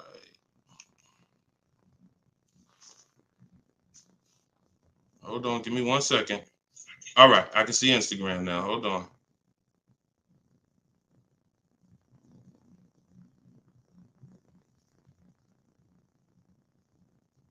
Give me 2 seconds. Okay, here we go. So if you're going to be purchasing, let me mute that. Yeah, I see you. She's like, please see us. I see you, LA Connects. Now I can see you. Okay. So if you're going to be purchasing, then what you're going to be doing is actually getting you're going to get your car. Do not let anyone touch your credit. No, this is for all cars, Crows. Just stay put. We talk about new cars, leases, and used cars. Stay put. Like, we got lots of people on 4 platforms. So you never want to let anyone touch your credit until you have already found your car. This is the mistake that you make because dealers are going to try to get you to commit to them. And when they try to get you to commit to them, you have to be sharp enough to know under no circumstances are you running my credit before you win the bid. Now, if you're doing it my way, you're not even in the dealer. But once you find your car, you are going to lock that car up. You're going to get a purchase order, a buyer's order. That's that long form receipt saying your information, the car, the price you paid for it, and you're going to take that home now. And that's when you are going to now go online or go to your bank or your credit union's online website, and you are going to now do hard inquiries and let all of these people access your credit so that they can bid for your interest, for your loan. So we want to guarantee we don't pay more than we could have in interest in our loan. So you're going to bring that home. You're not going to let the dealer be your first option for financing. Once you do this, I call this the bank bidding war. Experian lets you do this. The credit bureaus let you do this. And once you do this, you're going to now get multiple bids, go to online. You want to be on Google, online lenders, everybody you can actually get in touch with, and everyone who bids, who does loans, let them have a shot at it. If you do this within the 2 days that I'm teaching you to do it, it's going to weigh on your credit like one hard inquiry. You'll see all the banks listed, but the effects on your score will be the same as one hard inquiry. This is called rate shopping. So you come on, you let them access. Now, as soon as you get the best offer, that's when you are now going to call the dealer who you have the car locked up with. And that's when you're going to say, hey, I got this offer. Now, if you can beat it, I'll give you the business. Okay, that's how you do it. That's how you guarantee. And if you look at that process, it'll work every single time. And your goal is to make sure you never leave any money on the table with a lender. And if you do that with the dealership first, you're going to leave money on the lender and on the table, and you're at their mercy. That's the bank bidding war. All right. Go ahead, shoot, and feel free to ask any follow-up questions. Go ahead, Dolan, shoot the next one up. This one's from Instagram. How do I get out of negative equity? There's 3 ways. 2 of them lead to a car, 1 of them don't. First is you do an equity assessment. The equity assessment is when you call the bank, find out your payoff. Once you get your payoff, you're going to go to, this will take you 20 to 25 minutes to do. Everybody who has negative equity, focus on this right now. You're going to go to CarMax.com, Driveway, Carvana, Kelly's Blue Book Instant Cash Offer. Do not use KellyBlueBook.com. Kelly's Blue Book Instant Cash Offer. Our cars are only worth what someone's willing to cut us a check for. That's all they're worth. So these companies I'm giving you make you a cash offer. That's what we want. Kelly'sBlueBook.com. Instant cash offer. Car Guru, sell my car, and Auto Nation, sell my car. That's going to get you 6 offers. Now your best route to go is whatever your negative equity is based on those offers. If you can pay the difference, that's where you want to go. If your best offer is 21, but you owe 23, you want to pay that $2,000 and get out that car. Because the second route I'm about to tell you is going to give you a greater amount of negative equity. And then when you go to do this, you're going to see that you have less control. So your second route, if you can't pay the difference, is you must get the car from the dealer who actually you're buying the car from. You must give them your old car because you need them to wrap your loan. You need them to wrap that negative equity into your new car deal because you can't pay the difference. And 9 times out of 10, the car is not going to be worth to that dealer what it's worth to CarMax or Driveway or Carvana or one of these online bidders. So you'll find that your highest offer from the online bidders might be 21. Your highest offer from the dealer you're going to get your car from might be 19 because it's not worth that to them. So that's why I say plan A is pay the difference. Plan B is if you can't, you have to get your car from that dealer and ask them what to assess your car and see what it's worth to them because you need them to build it in. Now, if your negative equity is too much, if you have too much negative equity, then you're going to have a problem getting out because you're going to have you're going to mess up the loan to value ratio. You can't move 15 grand over on top of a $30,000 car and expect the bank to approve it. They're going to require you to put money, in which case you got to stay in that car. You either got to put the money down to get out, and or you got to stay in that car and pay down that balance. Those are the only 2 ways. And the cause of negative equity is you don't understand leasing. 9 times out of 10, I've been doing this since 2006. 90% of you who have negative equity, the cause is you don't understand leasing. In the next 2 days, I'm going to do a leasing versus buying class on this show. So make sure you are tapped in so that you can understand how much not understanding leasing has cost you already, and you can stop listening to this bad advice about leasing. Okay? All right, y'all. Listen, I'm not seeing the shares. I'm going to be honest with y'all. Y'all know I keep it straight. I'm a straight shooter. I'm a straight shooter. We live right now, and we talking about financial information that no one in this world is talking to you about at this particular time. It's not 20 Deshone the Auto Advisors out there. Tag somebody, invite somebody. Don't be selfish, okay? That's the problem. What got us into this problem is selfish car dealers. So if we're going to solve this problem and help people, we need to all participate, and we need to be inviting people to this show so that our friends a year from now don't come to you and be like, damn, man, I got this horrible car deal, man. And now you know that you were sitting on this show talking about how to get your great car deal, but you're not telling friends. So shout out to the sharers. I appreciate y'all. All right, go ahead. Shoot the next question up, Dolan. I see you, LA Connects. Appreciate you. Let's go.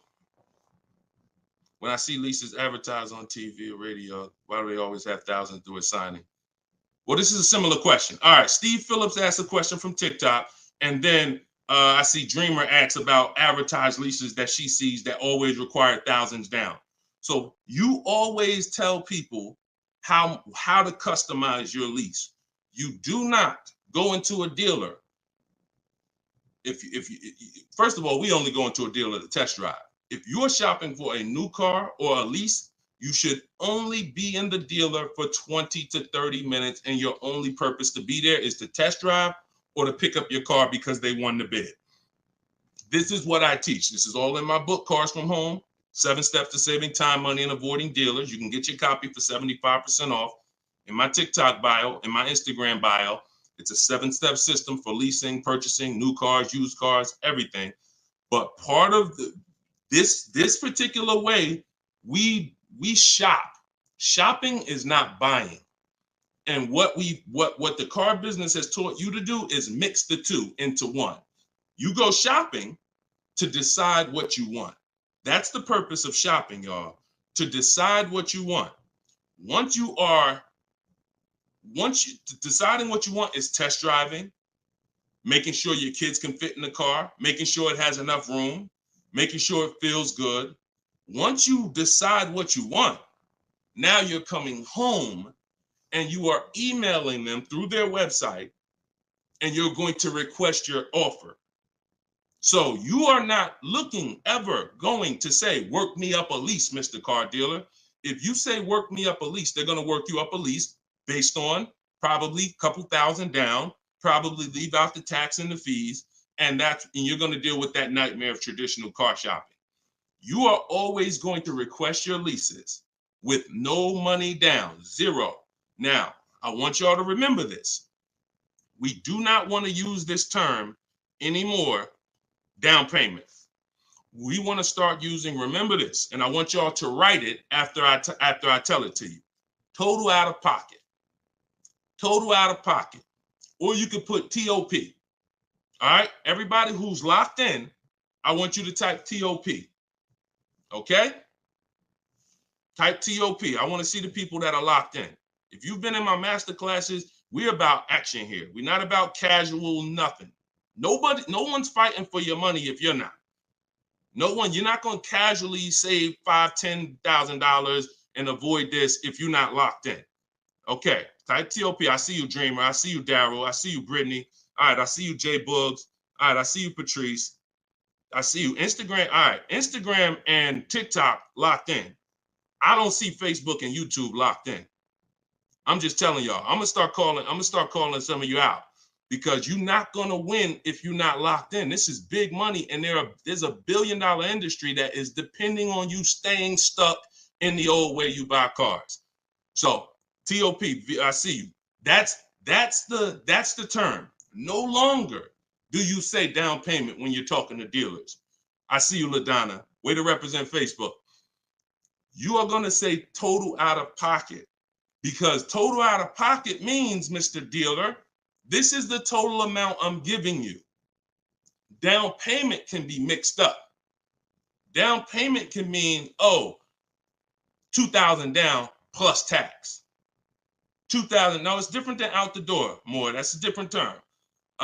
There is a place for out the door price, but in this particular case, we are using total out of pocket when we are contacting dealers to request our offers. First payment is the only thing we are putting out of pocket when we're getting lease offers. So it does not mean we're not going to add additional money later, but it does mean for the offers that we're going to look at, I need my first month's payment out of pocket, and then you give me your offer. What that allows us to do is divide that monthly payment into the MSRP of the car and get that formula that I was talking about 10 minutes ago, that 1% formula, that 1.2%, that 1.5%. You can only work this with first month's payment out of pocket. So we dictate how we want the quotes. And if somebody says, hey, 2,000 down, you're still going to come back to them and say, hey, please resubmit the quote to me with only first month's payment total out of pocket. See, car dealers, we understand those terms.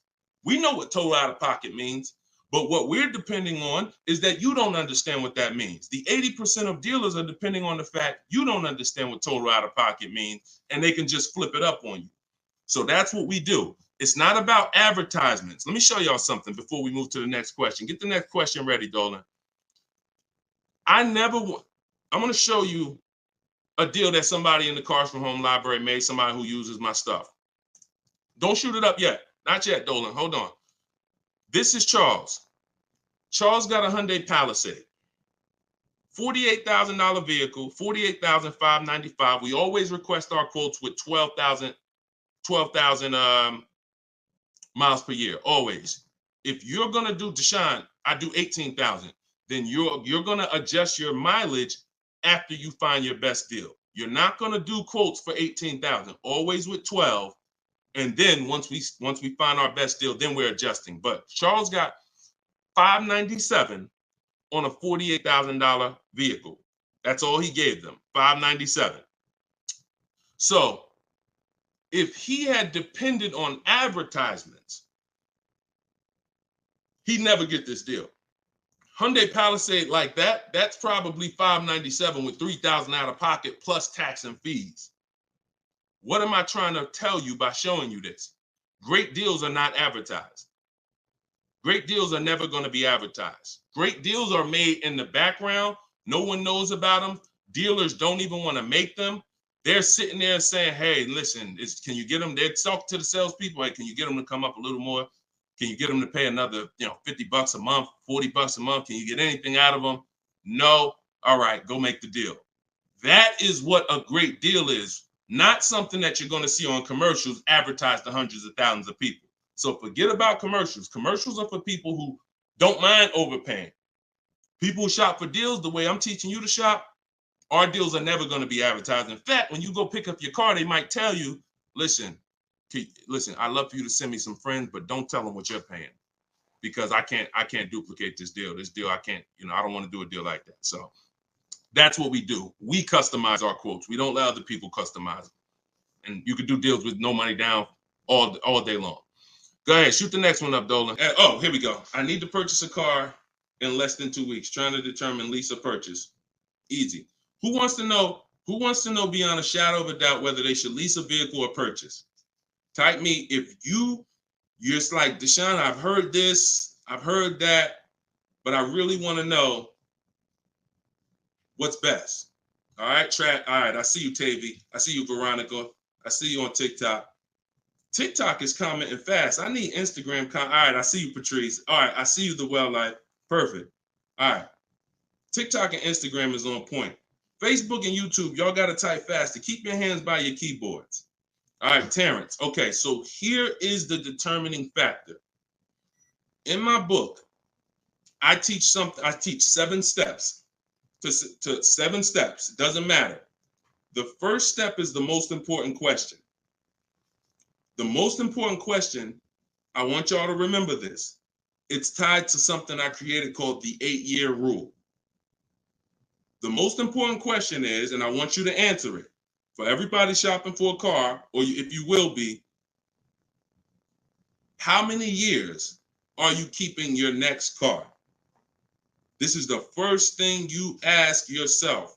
This is the first thing when your family is looking for a car, your son, your daughter, your spouse. The first thing you're asking yourself is, how many years am I keeping the next car? So answer that question. What you're going to see is if you're learning from me and you're going to use what I'm teaching you, it's going to be a system.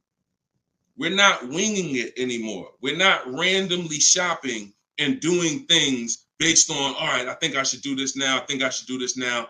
My book, all of this is in my book, Cars from Home, 7 Steps to Saving Time, Money, and Avoiding Dealership. You can get yours for 75% off in my TikTok bio. It's normally $97, but for 30 minutes, you can get yours for 75% off. You go to my TikTok and Instagram bio. So I see you, Latasha, 5 to 6 years. Tavy, 5 to 6 years. All right, Crowsman, till the doors fall off. Okay, The Well Life, 6 or 7 years. Everybody answer that question. 8 to 10 years usually. I see you, Terrence. Brandon Steph, 10 to 15 years. Okay, just bought the book. Hey, congratulations. Use it. Enjoy it and use it. Well, life. You're gonna love it. And make sure you write me with your success stories when you get your car. Send me the deal. Congratulations.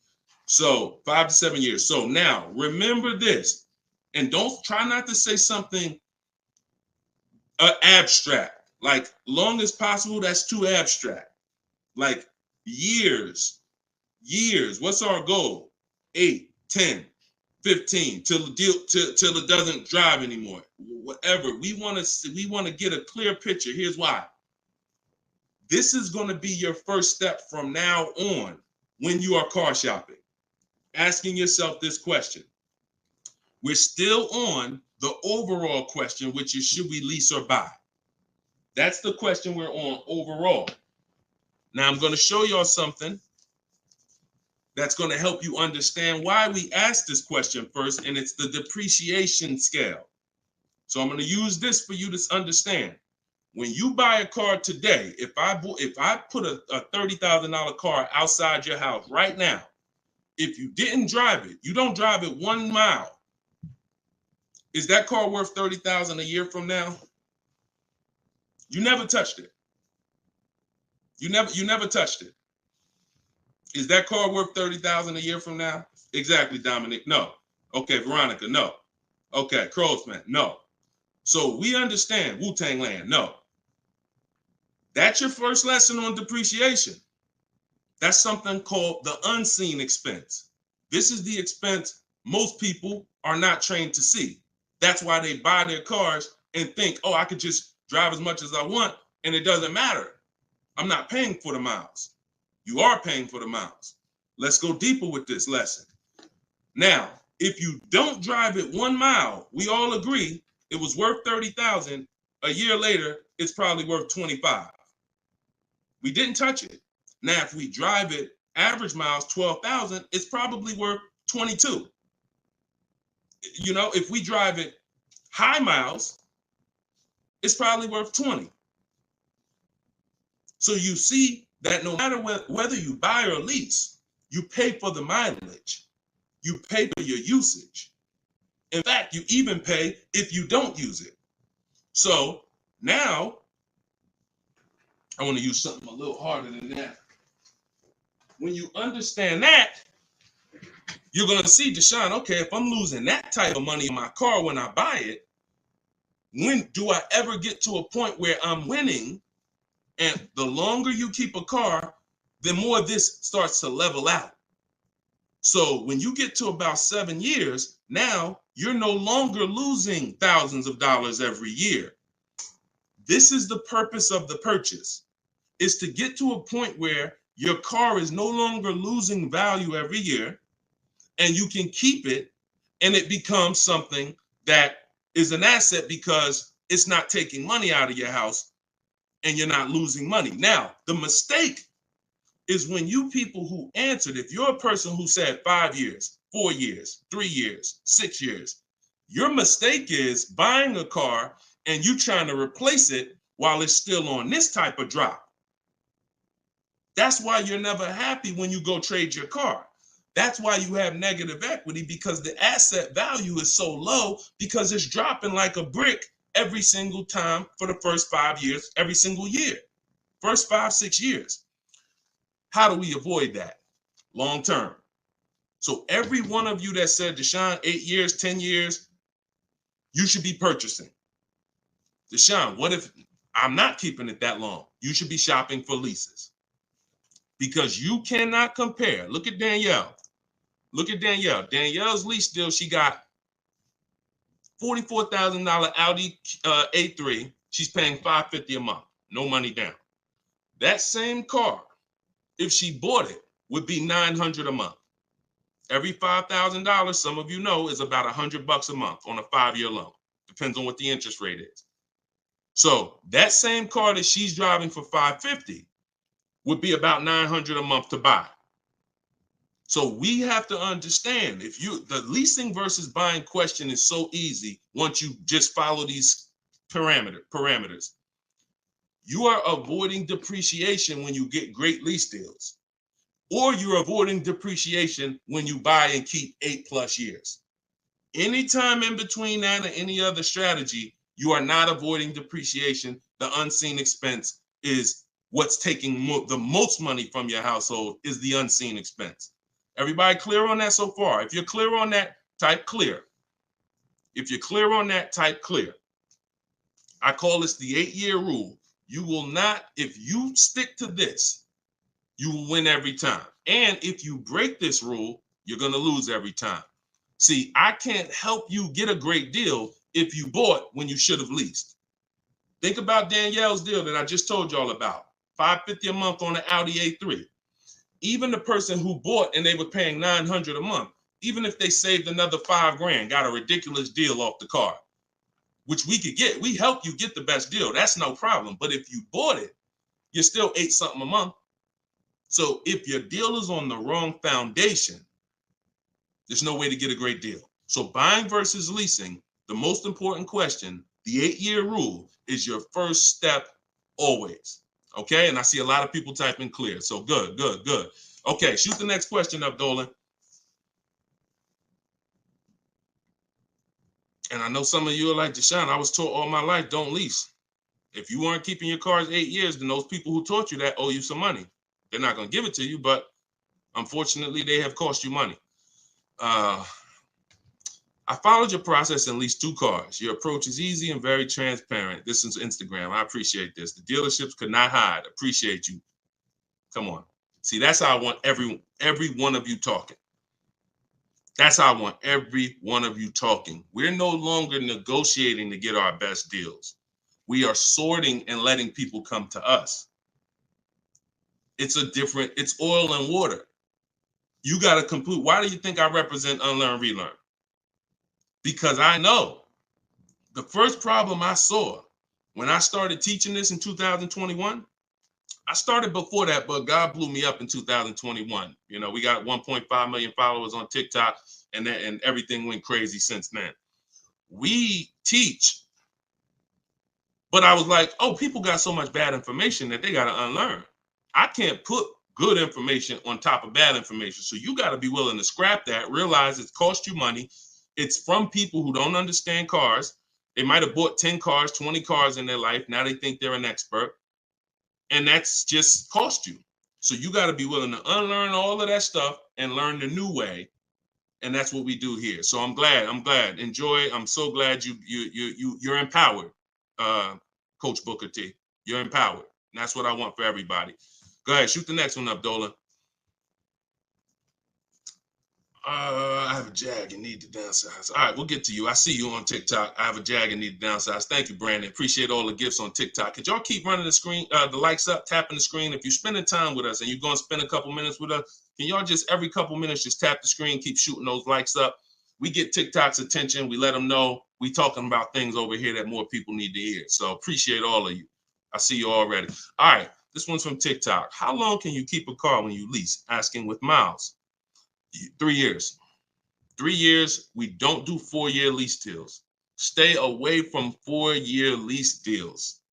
When you are getting your offers, and we do this online, so we go direct to the dealer site. We don't go through a third party because they pay for those leads. We don't want anything that drives the cost up when it comes to us. We go direct to the dealer's websites. In my book, I have a link to all the dealer's websites. I teach you how to do a radius search, and it takes about 15 minutes to contact 25 dealers, because when we shop for new cars and leases, we use something I created called the 25 to 5 strategy.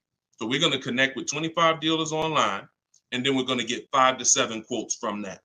So we're going direct to the dealer's website. That also allows us to shop out of 25 dealers' inventories, because 1 or 2 dealers is not enough. They might not have what you're looking for.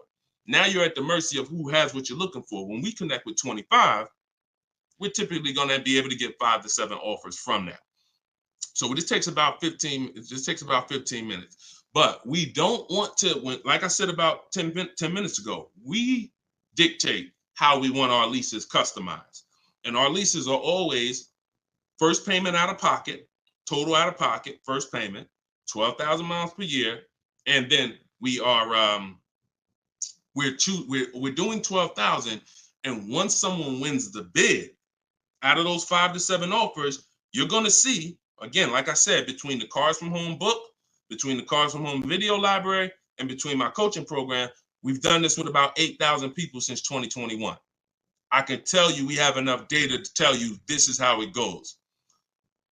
Once you get 5 to 7 offers, you're going to see at least $150 to $200 difference from your best offer to your worst offer. That proves, that's why I say 80% of dealers are overpriced. So once you see that bid, you're going to, but we dictate that 3 years. We don't let people present leases to us. We tell them, this is how I want the lease. And if anyone suggests a 4-year lease, even a 3.5-year lease is too long, because you're eliminating the benefits of leasing, which is switching cars every 3 years. I want the latest and greatest. I want to pay the pennies on the dollar compared to someone purchasing, and I want to be able to switch cars, and most of the time be under warranty, depending on what brand you're shopping for. If you're shopping Chevy, if you're shopping Ford, if you're shopping most brands with a 3-year bumper-to-bumper warranty, once you go 3.5, once you go 4, you're out of warranty. So I don't even like going 3.5. If it's a ridiculous deal for 3.5, maybe, but I'm typically 3 years, 39 months, maybe, and that's in my template. We'll do 3 or 39 months. 2-year lease deals are rare. You don't really see great 2-year lease deals. But if a manufacturer has it, then a dealer would tell you. When we contact them, they'll tell, hey, we got a great 2-year lease deal. Are you open to that? Yeah, we're open to 2, but we're not open to going longer than 39 months. We're paying too long on a car we're giving back. Go ahead, shoot the next one up, Dolan. Great question. All right, I see you. Perfect. Great questions. All right, Facebook. What's the best credit score to have when looking for a good deal on a brand new car? It's no way to dictate that. All you can do is now, if you're at a point where your credit is in that fair range, which is in that low 6s, mid 6s, then I would tell you, if you can, get yourself up to close to 7, get yourself up to 680, 690, 700, because that fair range is but that's really mostly with leases. But even even if you look, some of you are homeowners. When you buy a house, we're trying to get our credit to wherever it needs to be. If it's not there from the get-go, realtors will tell you, get your credit here so that you can get a mortgage. If you have the luxury of time, then sure, work on it. But our process, the bank bidding war process, eliminates the need for you to actually do this, because what it's going to do is going to, no matter where you find yourself at, you're going to get so many bids, you're going to make sure that whatever the best loan was that you could qualify for, you got it. I talked about the bank bidding war at the beginning of the show. So y'all know, if you're on YouTube, watch the replay, rewind it, watch the replay. We are live at 12 and 3 p.m., y'all. We're doing Monday, Tuesday, Thursday, Friday, 12 p.m., 3 p.m. We are live. Actually live, but throughout the day we rebroadcast these shows so that more people can see them. But in any time outside of that, I want you to go back and watch the replay if we answer something that you ask. And you want to find out, if you get the book, you'll see the bank bidding war that I send out with the book. That's how we get banks and credit unions to bid for our loan. But I explained it earlier in the show. All right, shoot the next one up, Dolan. All right. This one showing up from YouTube. Quick question. Would you pay $9,000 for an SUV with $164,000 on the dash? It's a 2014. All right. So great YouTube name and picture. Shout out to The Last Dragon. No. Well, look, it's car specific. When we shop for used cars, who's going to be shopping for a used car? Type of letter U. I want y'all to listen up. We use a process called the multiple marketplace strategy. This is in my, now I told y'all, our process for shopping for new cars is, or new cars and leases, is the 25 to 5. Our process for shopping for used cars is the multiple marketplace strategy, because we want to be on every marketplace that has a car. And there's 8 of them: Driveway, Carvana, CarMax, Carfax.com, Car Gurus, AutoNation, Cars.com, eBay Motors, and I'm missing one. These all have different inventory. Now, some of the inventory is the same. I've seen times where you go on you go on Auto Trader, and the price hasn't been updated, but you go on Car Gurus and the price has been updated. So there's a car for 36, same car on Auto Traders is 34. So you must be on all marketplaces. But then there's a process that we use to sort down to get a quality car. First thing we're going to do is, if you are aiming for a car, you need to do a longevity check and a reliability check. This takes 5 minutes. We type in the year, make, model into Google, reliability, and we skim those first couple articles. If you see a bunch of stuff that says questionable reliability, 7 out of 10, 6.5 out of 10, that's enough to eliminate the car, in my opinion. After you type in reliability, and look, my whole process for shopping takes 60 to 90 minutes. So everything I'm telling you to do are 5-minute things, 20-minute things, 15-minute things. We do this right from home. That's why the book is called Cars from Home, 7 Steps to Saving Time, Money, and Avoiding Dealerships. So now, once you do reliability, now you're going to do longevity. Longevity is going to tell you what the data says about that car long term. If it has transmission issues, if it's not known for lasting. Sometimes the longevity records on Google will say this car is known to last 200 to 300,000 miles. So that's the first thing. Thank you, Mr. Super. I see you. That's the first thing. Before we even look at a car and consider it, we got to make sure we do that 5-minute check. Now, once we move past that, now we're moving into our process of sorting down, because we could have a good car with good data, but we could get a bad car based on the previous owners. So first thing we're looking at is the Carfax. Carfax. We want to know what that title's like. Is it salvage? Is it rental? Is it frame damage? Is it rebuilt?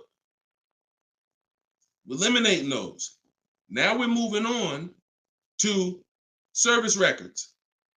This is the biggest indicator, in my opinion, on if a car was taken care of. It's not title history. It's not accident history. It's service records. Service records. So if I see a car and I see that the service has been done year by year, whether it's a one owner, and I can see every couple thousand miles, service. Great indicator. Great indicator. Opposite is also true. Hold on, Darryl, it's in my TikTok bio. You won't leave the broadcast. He said, how do I get the book? Go to my TikTok bio, click that link. You'll see a link for 75% off for 30 minutes. Grab your copy. It'll be in your inbox in a couple minutes. Okay? And everybody who's on here, you can get your copy for 75% off my new digital book. And I do updates. So anything changes in the market, I update it so that it stays fresh, it stays relevant. So once we move past service records, now we're moving to accident history. Now, all accidents aren't created equal. If you see an accident and it says airbags deployed, that's a deal breaker for me. If you see an accident and it says vehicle towed, that's a deal breaker for me. If you see an accident and it says vehicle drivable, minor accident, that's not a deal breaker for me. Depending on, I'll put it in my top 5. Doesn't mean it's going to be the one that wins, but I will put it in my top 5, top 7. So these are the things that you're looking for when you actually are shopping, trying to make sure the car is good. It's not just the year. It's not just the price. Forget about that. That comes later. It's not the mileage. Those things come first to dictate, is this a good car? Car could have 60,000 miles on it. If it has bad title history, bad accident history, no service records, it's a trouble car. So that's the system. As I said, everything I want you to do from now on is shop with a system. So you are not winging it anymore. You follow those systems. Again, there's no guarantees. But if you have a strategy and you're like, okay, I'm taking the steps to do my best to make sure that whatever I put my money in, I've done the due diligence, 9 times out of 10, you're going to win. versus just winging it? Okay, great question. Great question. Shoot the next one up, Dolan. Oh, by the way, I teach a strategy where you might not know. I'm getting ready to give y'all some game. The whole show is game, but I'm gonna get ready to give y'all one of my secret strategies. It's in my book. I got a lot of stuff in my book. A lot of stuff. But a lot of you don't know when you're on these marketplaces. Keep that question ready. We're gonna go to that next one in 2 seconds.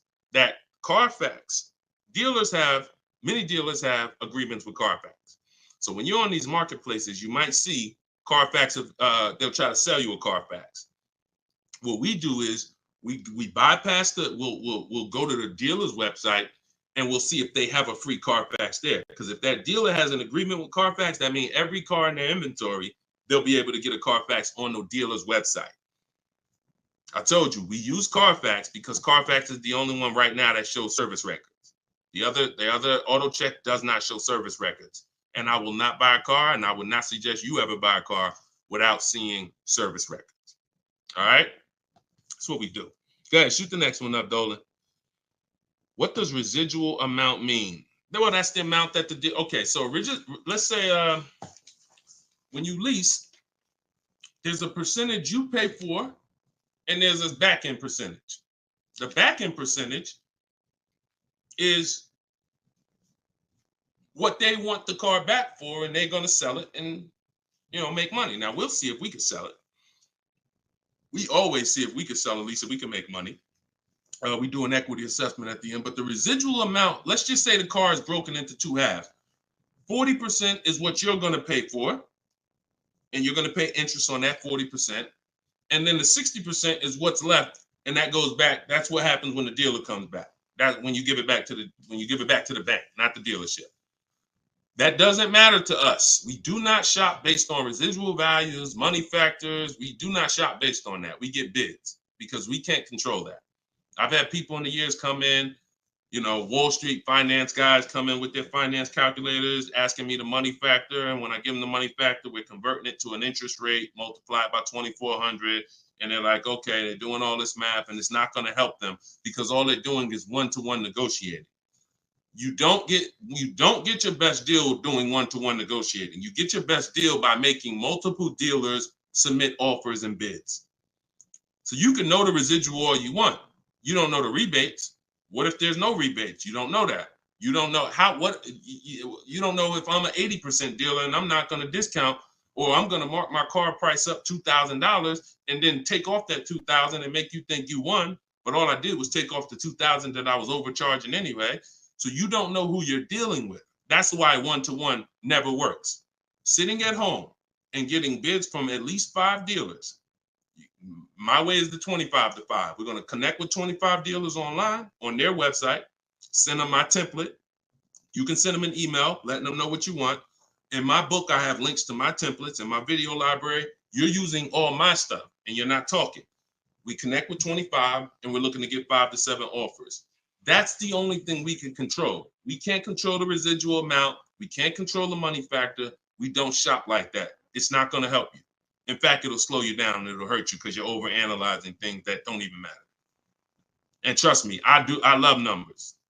I love numbers. I was in calculus in 11th grade, so I can do this stuff in my daggone sleep. But what I don't want is to teach you to do that because I don't do that. It doesn't take that. None of these people that you see, look, when you see Eddie, matter of fact, he bought, hold on. When you see, look, let me show you Benita. Benita in the middle of the pandemic. The reason why I always show Benita is because in the middle of the pandemic, she got a Kia Telluride when people were paying $5-10 grand over sticker form. Kia Telluride, $600 a month, 36 months. She drove out. It's like a $46,000 vehicle.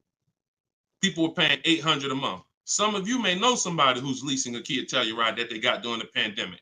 If they didn't put money down, they're paying $800 a month, $700 something a month, minimum. Now, one thing people will never tell you, though, is the money they put down. So don't even ask them because, people tell you, oh, I'm paying $600 a month myself. They'll never tell you they put $4,000 down, though. Never. So, but yeah, when you are shopping like this, you're getting bids. She doesn't know what the deal is going to be until she shops. And when she shops, she doesn't care about the residual value. It doesn't matter to her the money factor. None of that stuff matters. The only thing that matters is let me get my bids and see who's going to win the bid. That's it. That's it. Go ahead. Shoot the next one up, Dolan. Let me put that banner back up. For all of you who just jumped on, this entire show is sponsored by my new digital book. It's called Cars from Home. 7 Steps to Saving Time, Money, and Avoiding Dealerships. I'm the author of that book. I'm also the creator of the Cars from Home video library and the Cars from Home coaching program. You can get your book for 75% off in my TikTok bio, in my Instagram bio. It's normally $97, but you can get your copy for 75% off by going to my bios and getting it, or you can scan the QR code or go to deshonsbook.com. 75% off for 30 minutes. All right? So get your copy. Everything I teach is in there, and you can reference it for life. All right? This one's from TikTok. When I see, we already did that one. I know you're snatching all the questions, but I tied that question in, even though you didn't post it. I tied that question into the other person who was asking about 0 down leases. All right, thanks, Dolan. Okay, this is another one from TikTok. Lease mileages. Let's go, Instagram. Make sure you're typing your questions. All right, make sure you type in your questions, Instagram. We live every day at 12 and 3. So let's see. TikTok. Lease mileage 10,000 under allowable. Does that value when getting next lease? No. What you're going to do is you're going to do an equity assessment. You are not going to, how many people right now have dealers calling them, telling them to come in and they can get you out of your lease, or they could trade you out of your car and put you in another car? How many people have either phone calls coming in, emails, or you get mail? Hey, Leo, good news. We need your 2019 car. We have somebody looking for that car. How many people are getting those emails or those calls right now? When you get those emails, look, all of them, look, look, I do every day, Matthew said. Look, so when you get those calls, what they're doing is we have automatic algorithms, like automatic technology that generates these lists for us. It's not that they saw your car exactly and they're like, oh, I love your particular car. So what you got to know is, what's the goal? The goal is to get you to come in and get you to have them be your first offer on your vehicle.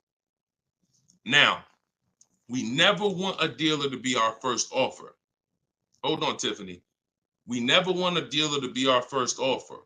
We want the dealer to be our last offer all the time when it comes to our car that we're replacing. So you're going to do something, Wanda, called an equity assessment. You're going to call the bank. You're going to ask the bank 2 questions if you're leasing. 1 question if you own. What's my payoff? That's the question everyone asks. If you're leasing, you're going to ask the second question. Do I have a third-party restriction? If they say no, then you need to write that down. If they say yes, you need to account for this. Once you hang up that phone call, you're going to do this equity assessment, which is going on the 6 websites I mentioned earlier: CarMax, Driveway, Carvana, Kelly's Blue Book Instant Cash Offer, AutoNation, Sell My Car, and Car Guru, Sell My Car. Every one of those sites, if they ask you, if you have a loan, if you are leasing, when they ask you, is the car owned, finance, leased, you're going to put owned. Don't put lease, because it triggers something in their website. They don't know how to separate third-party restrictions and not. And just so you know, for those of you who think you can't sell your lease because you have a third-party restriction, you're wrong. We sell leases with third-party restriction. A third-party restriction doesn't mean you can't sell your lease. It means you can only sell your lease to a dealership that sells the same brand. So if I have a Nissan lease, I can only sell my lease directly to a Nissan dealer. And I'm selling and getting what? What's the best? What do we do? Bids. I'm not, every Nissan dealer is not the same. So for those of you who had third-party restrictions, I saw a lot of people, I had to buy my car and resell. We don't do that. If you have equity, $3,000, $4,000, $5,000 in equity in your lease, you are now going to sell that car to a local dealership, and we're going to get bids. I have a script in my book for talking to used car managers and getting bids from local used car managers. Now, if you don't have a third-party restriction, it's even easier. You're going to get those bids, those 6 bids, and you're going to sell to one of those. If you have a finance, it's even easier. Finance and no third-party restriction is pretty much the same. You're going to sell to the highest bidder of the online dealers, and if you have to replace your car, you're just going to keep those offers on hold, because some of you are going to say, well, I could make $3,000 selling my car, but I need to find my new car first. No problem. In my book, I teach something called time in the transaction. You're just going to put those offers on hold. You're going to start your shopping, and you're going to find the dealer who's going to win your bid to sell you the car. And then you're going to pick up your new car and sell your old car the same day. These companies cut you a check. This isn't like Facebook Marketplace. You go into CarMax, literally they inspect the car, they cut you a check, you leave with the difference. It's not a 2-3 day thing. This isn't like, oh, I need to. No, this is very simple to do.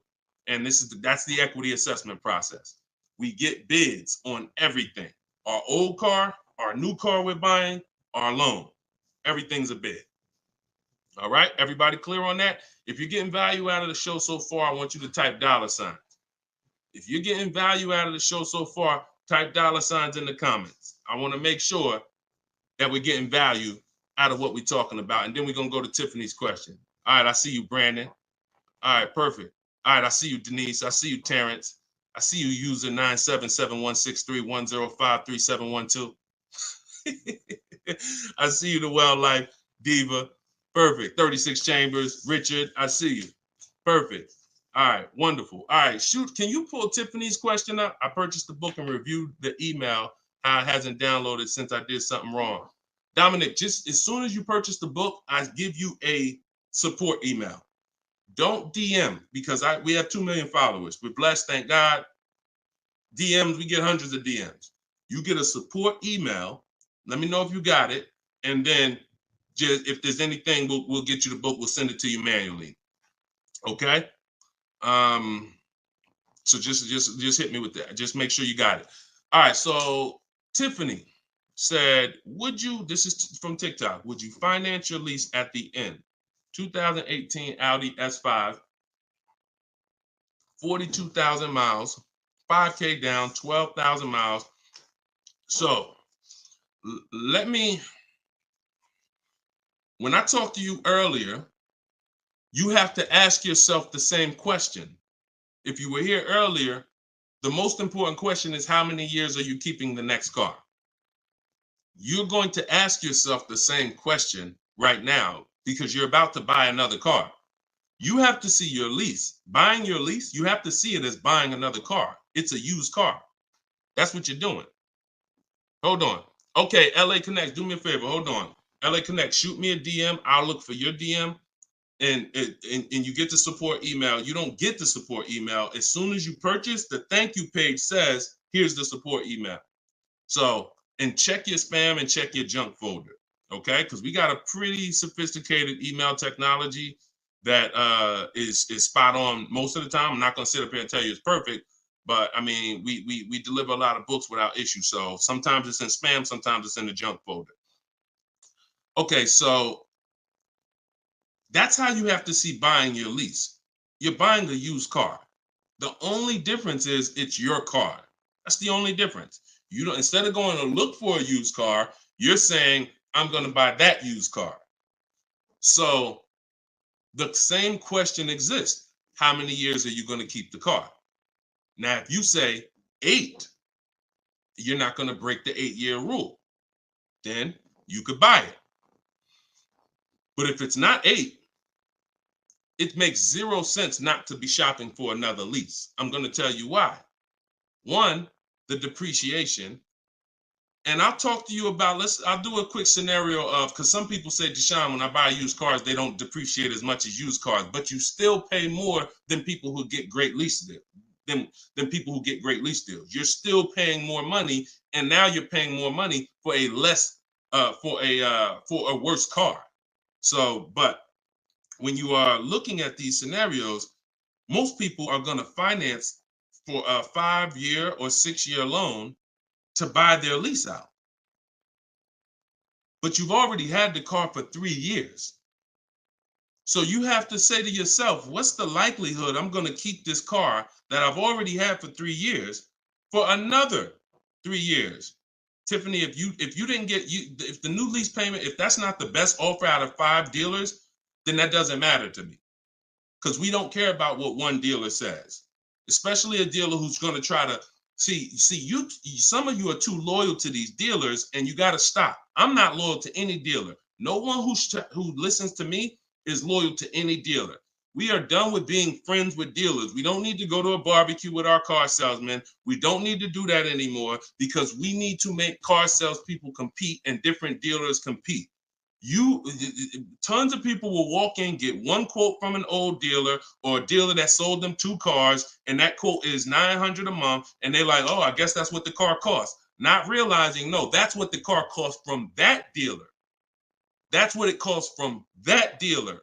Your competition is going to be $1,000 a month, $1,050 a month, $850 a month, $790 a month.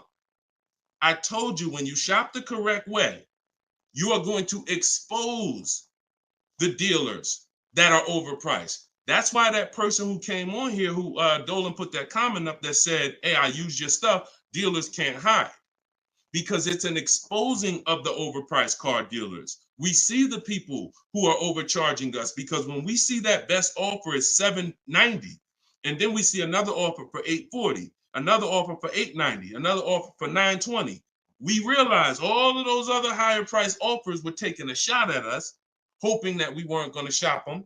But that's okay. We're buying from the 20% who beats their offers. So before we ever make a decision to leave, we must shop 5 offers, and none of you are going to realize that this is right. See, like I said, between my book, the Cars from Home Library, and my coaching program, we've helped 8,000 people since 2021. These are the numbers. 80% of dealers are overcharging you. And if you don't have multiple offers in front of you, at least 5, you're not going to ever find the best price dealers. And you don't do this the hard way, going into dealer to dealer to dealer. You do this sitting at home on these dealers' websites, requesting your offers, looking at offers strategically. That's why my book is called Cars from Home. My system is called Cars from Home. We spend time here. We're not in a dealership for more than 30 minutes.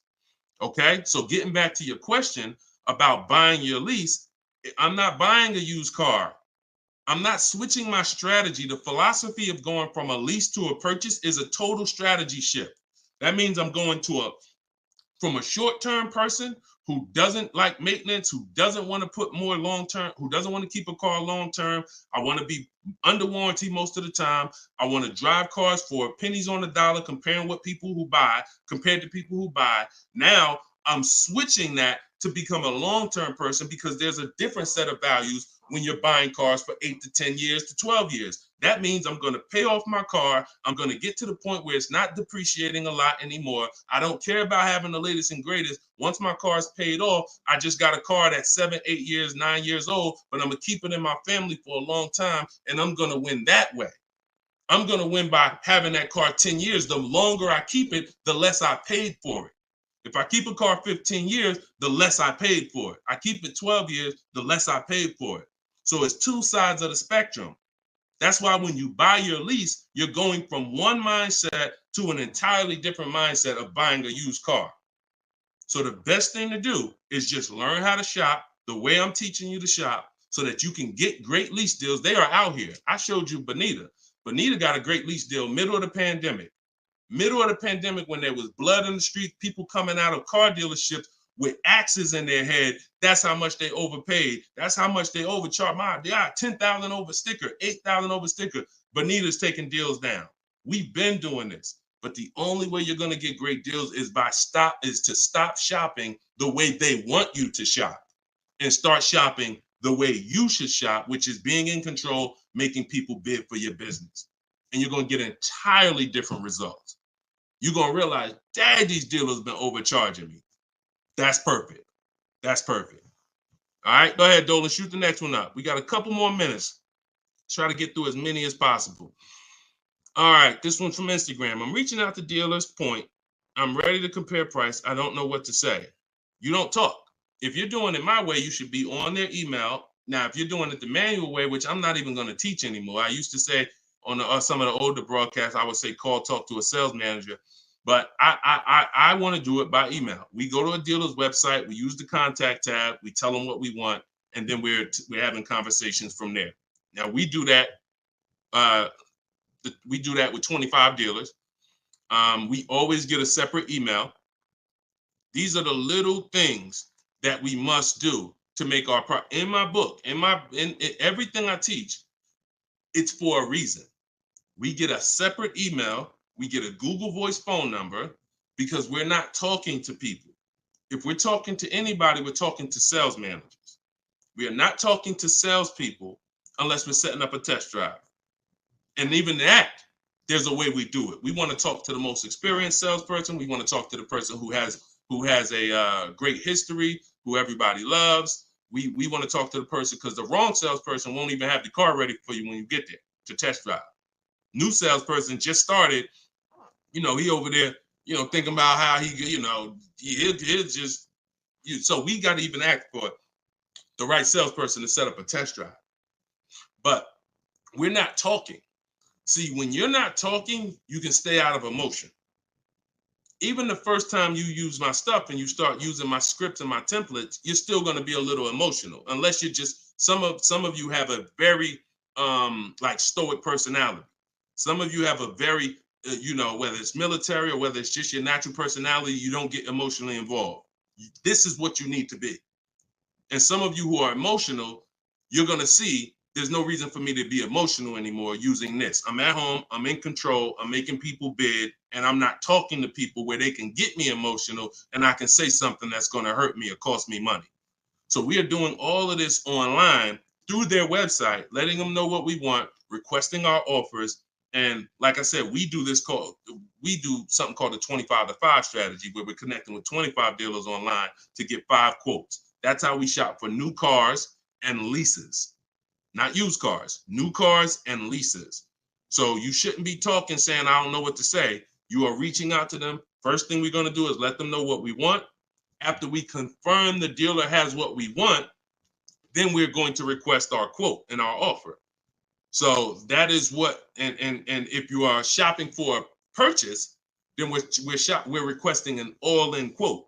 We're requesting an or total, all fees, everything included. And if we're shopping for a lease, I talked about earlier how we get our lease quotes and how the format that we have when we're shopping for our lease quote. So my book is $24 if you get it at the 75% off. In that book is my scripts. In that book is my templates, where you fill in your information, you fill in the car you want, and I walk you through my entire process. I also have replies in there, because there's going to be things that they say. These are trained people you're dealing with. We deal with trained salespeople.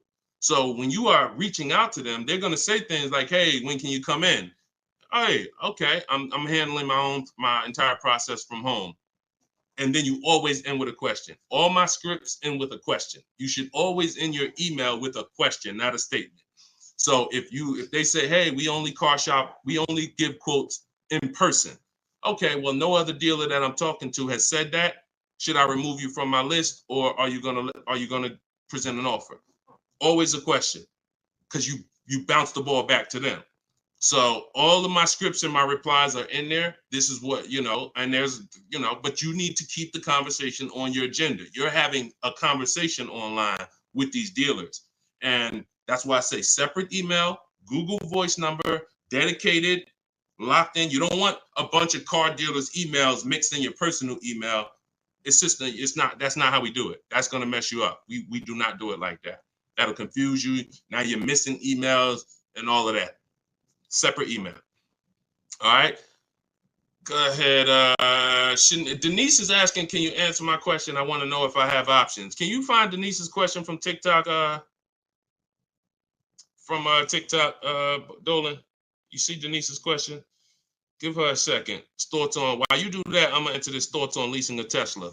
There's no price negotiation. There's no price negotiation. So there's no reason to get bids. You can't get bids on Tesla. Keep that up. I'm gonna get to that right after this. This is a short answer. What you need to do when you're leasing a Tesla is total out of pocket, first month payment, 12,000 miles per year. Divide the monthly payment into the MSRP, like I said. And if it's over 1.5%, you're paying too much for a car you're giving back. So we still need to know if the lease deal's good. Doesn't matter.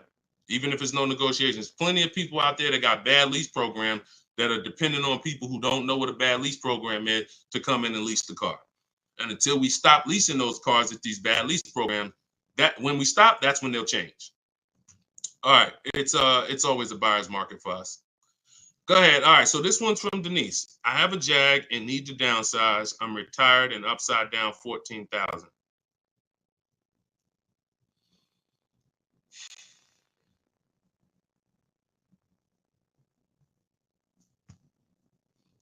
See, here's the bad part about negative equity. The damage is done.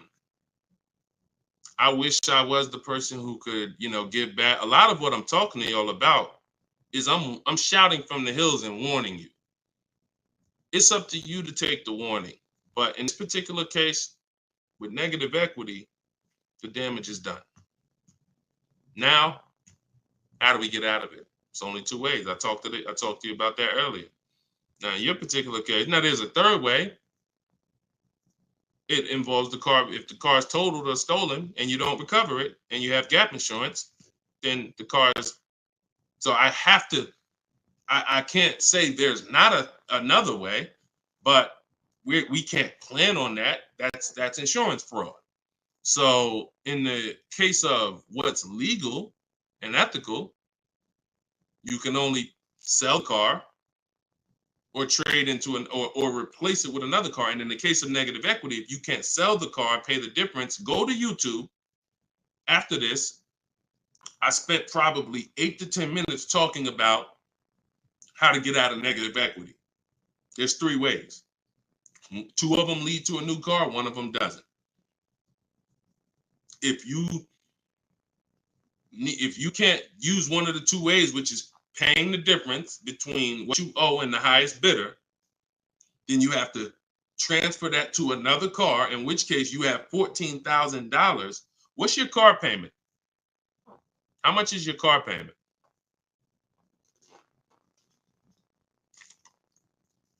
And if you need to downsize because you want a smaller car, okay, $769. If you need to downsize because what's the reason that you need to downsize? Is you need a lower payment or you just need a smaller car? Lower payment or smaller car?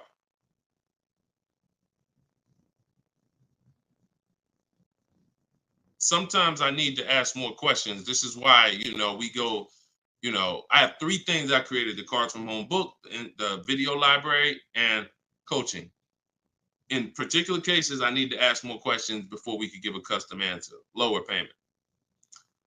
So you got to look at it like this. Most people should be transferring negative equity into a lease. Now, once you actually bring 14,000 over, and your negative equity amount should always be based on you getting the offers. It shouldn't be based on what you think or what a dealer told you the car is worth. So that's one thing. Let's start there. Equity assessment, you need to rewatch the show. You need to see that segment. If you have my book, you need to follow the segment on the equity assessment to find out what your real negative equity is. That is on a 39-month lease, bringing that over, you're talking about 14,000. That right there is $358 a month. You know what you possibly could do? Try listing the car on Swap a Lease. Now, if that payment is good for the car, let me see. Did we? You got a Jag. Depends on if $769 a month. Now watch this. If $769 a month is a good payment for that vehicle, then you can list it on Swap a Lease, and then you could have someone take over the payment. But it got to be a good deal. If they could go out and they could get a $600 payment on that same vehicle, then they're not going to take it over. So this is another option for you to consider. Now, if it might even be advantageous to you to list that car and contribute some. You might say, all right, I'll pay $100 and all right, my payment's $769, I'll pay $100 and somebody take it over for $669. Whatever you need to list it for to get out of it, to have someone take it over, may be advantageous to do until the lease ends. And then you go and get yourself a very inexpensive car that you can qualify for, because if you have someone take over the lease till the end, you could probably go get yourself something, lower payment, but that car coming into the deal, you're going nowhere, because $14,000, unless you got cash. If you got some cash, then yes, cash can solve all things. Get the offers, follow the equity assessment. You might pay the difference or transfer it over. You can't transfer it over because, like I just said, your negative equity alone is $350 a month. And that's without the interest that's going to be. It's probably going to be about $380 a month. So what's the note? Yeah, so that's what you should consider. List the vehicle on Swap a Lease and see if somebody's willing to take it over.